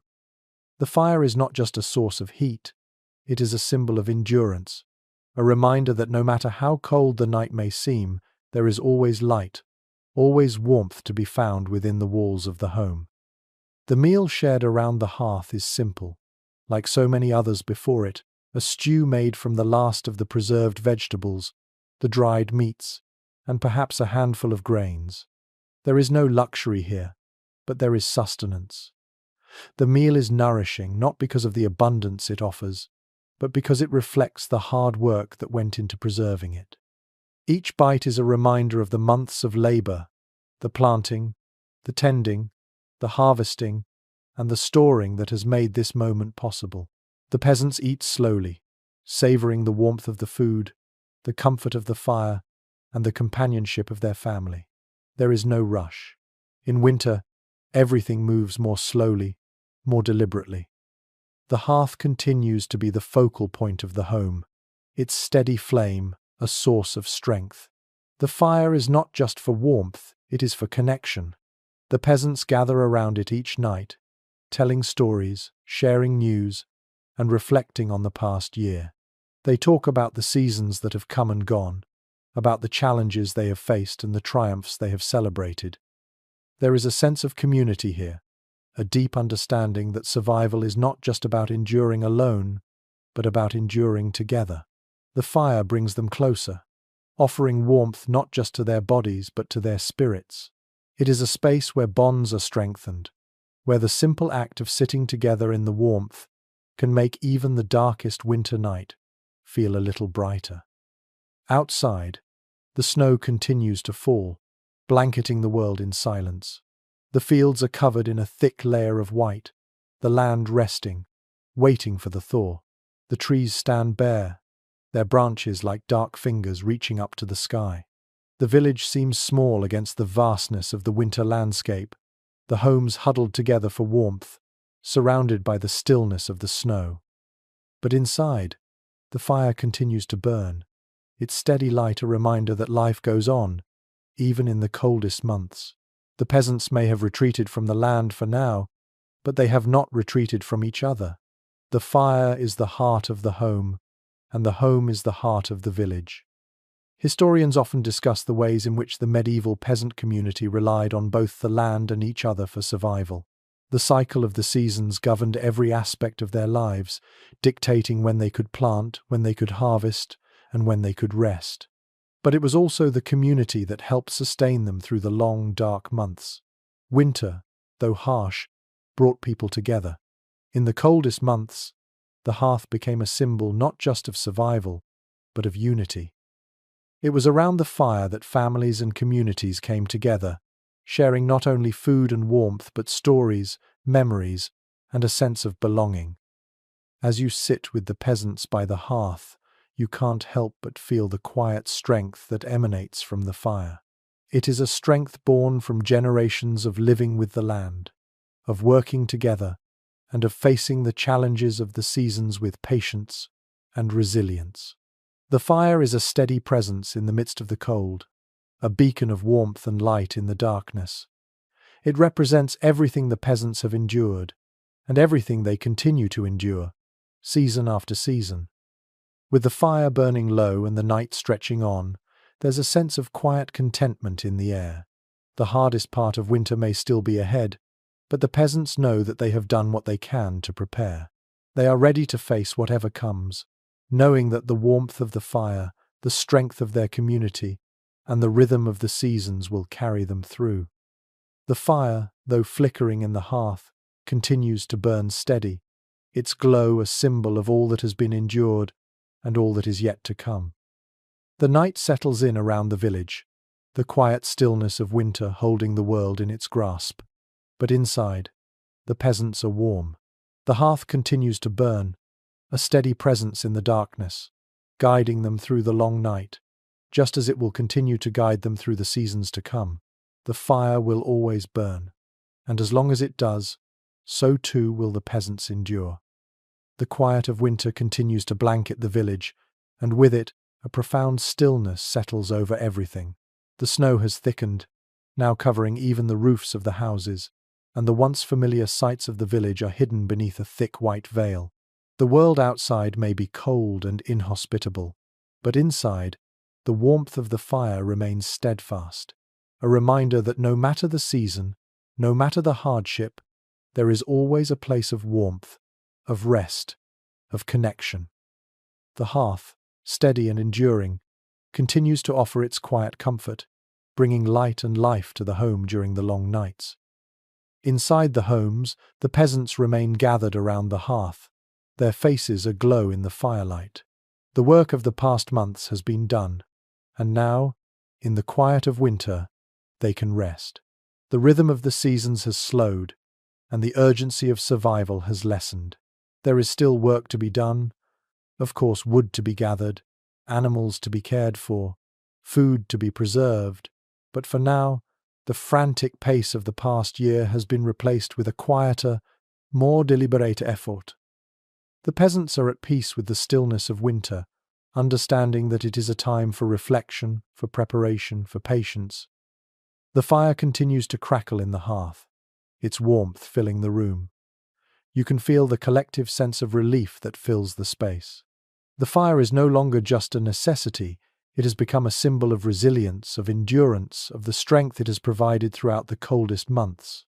As the family sits together, sharing stories, sharing their memories of the year gone by, they draw strength from the fire.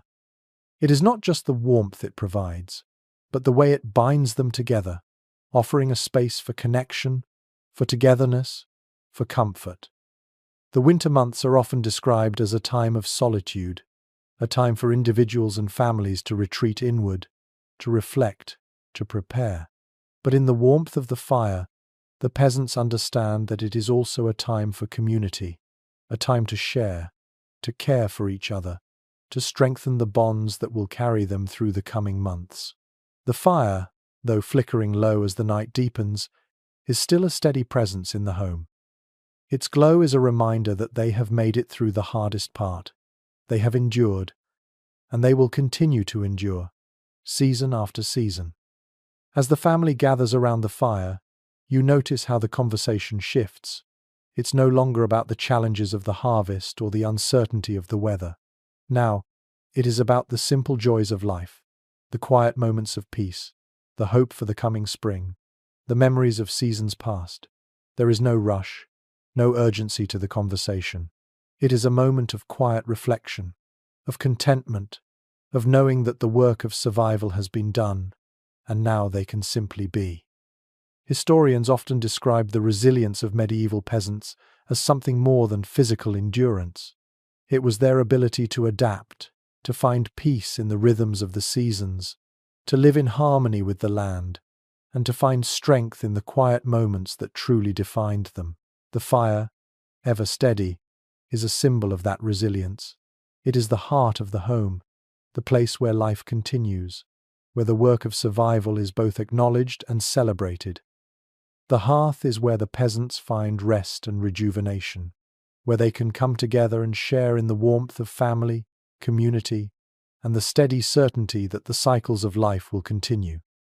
And so, as the fire burns on, the village settles into the quiet of winter. The winds may howl outside, the cold may creep in at the edges, but inside, the warmth remains. The peasants know that they are part of a larger cycle, that the seasons will continue to turn, and that, no matter what the future holds, they will endure. The fire, though flickering low now, will continue to burn brightly, a steady beacon in the darkness, guiding them through the long nights of winter and into the promise of spring. As the night deepens, the fire continues to crackle in the hearth. The peasants, surrounded by the warmth and light it provides, settle into the stillness of winter. The work of survival is not over, but the hardest part has passed. The fire, steady and unyielding, is a symbol of all they have survived and all they will continue to endure. And as they sit together in the quiet comfort of the hearth, the peasants know that they are not alone, that the cycle of life will continue, and that the warmth of the fire will always carry them through, season after season. Now, as the fire's glow fades, the peaceful quiet of winter fills the home, and with it comes the simple joy of knowing that, for tonight, they can rest. The work will begin again in the spring, and with it, new challenges, new growth, new life. But for now, there is peace, and in this peace, there is strength. The fire may fade, but its warmth remains, ever steady, ever enduring. Sweet dreams.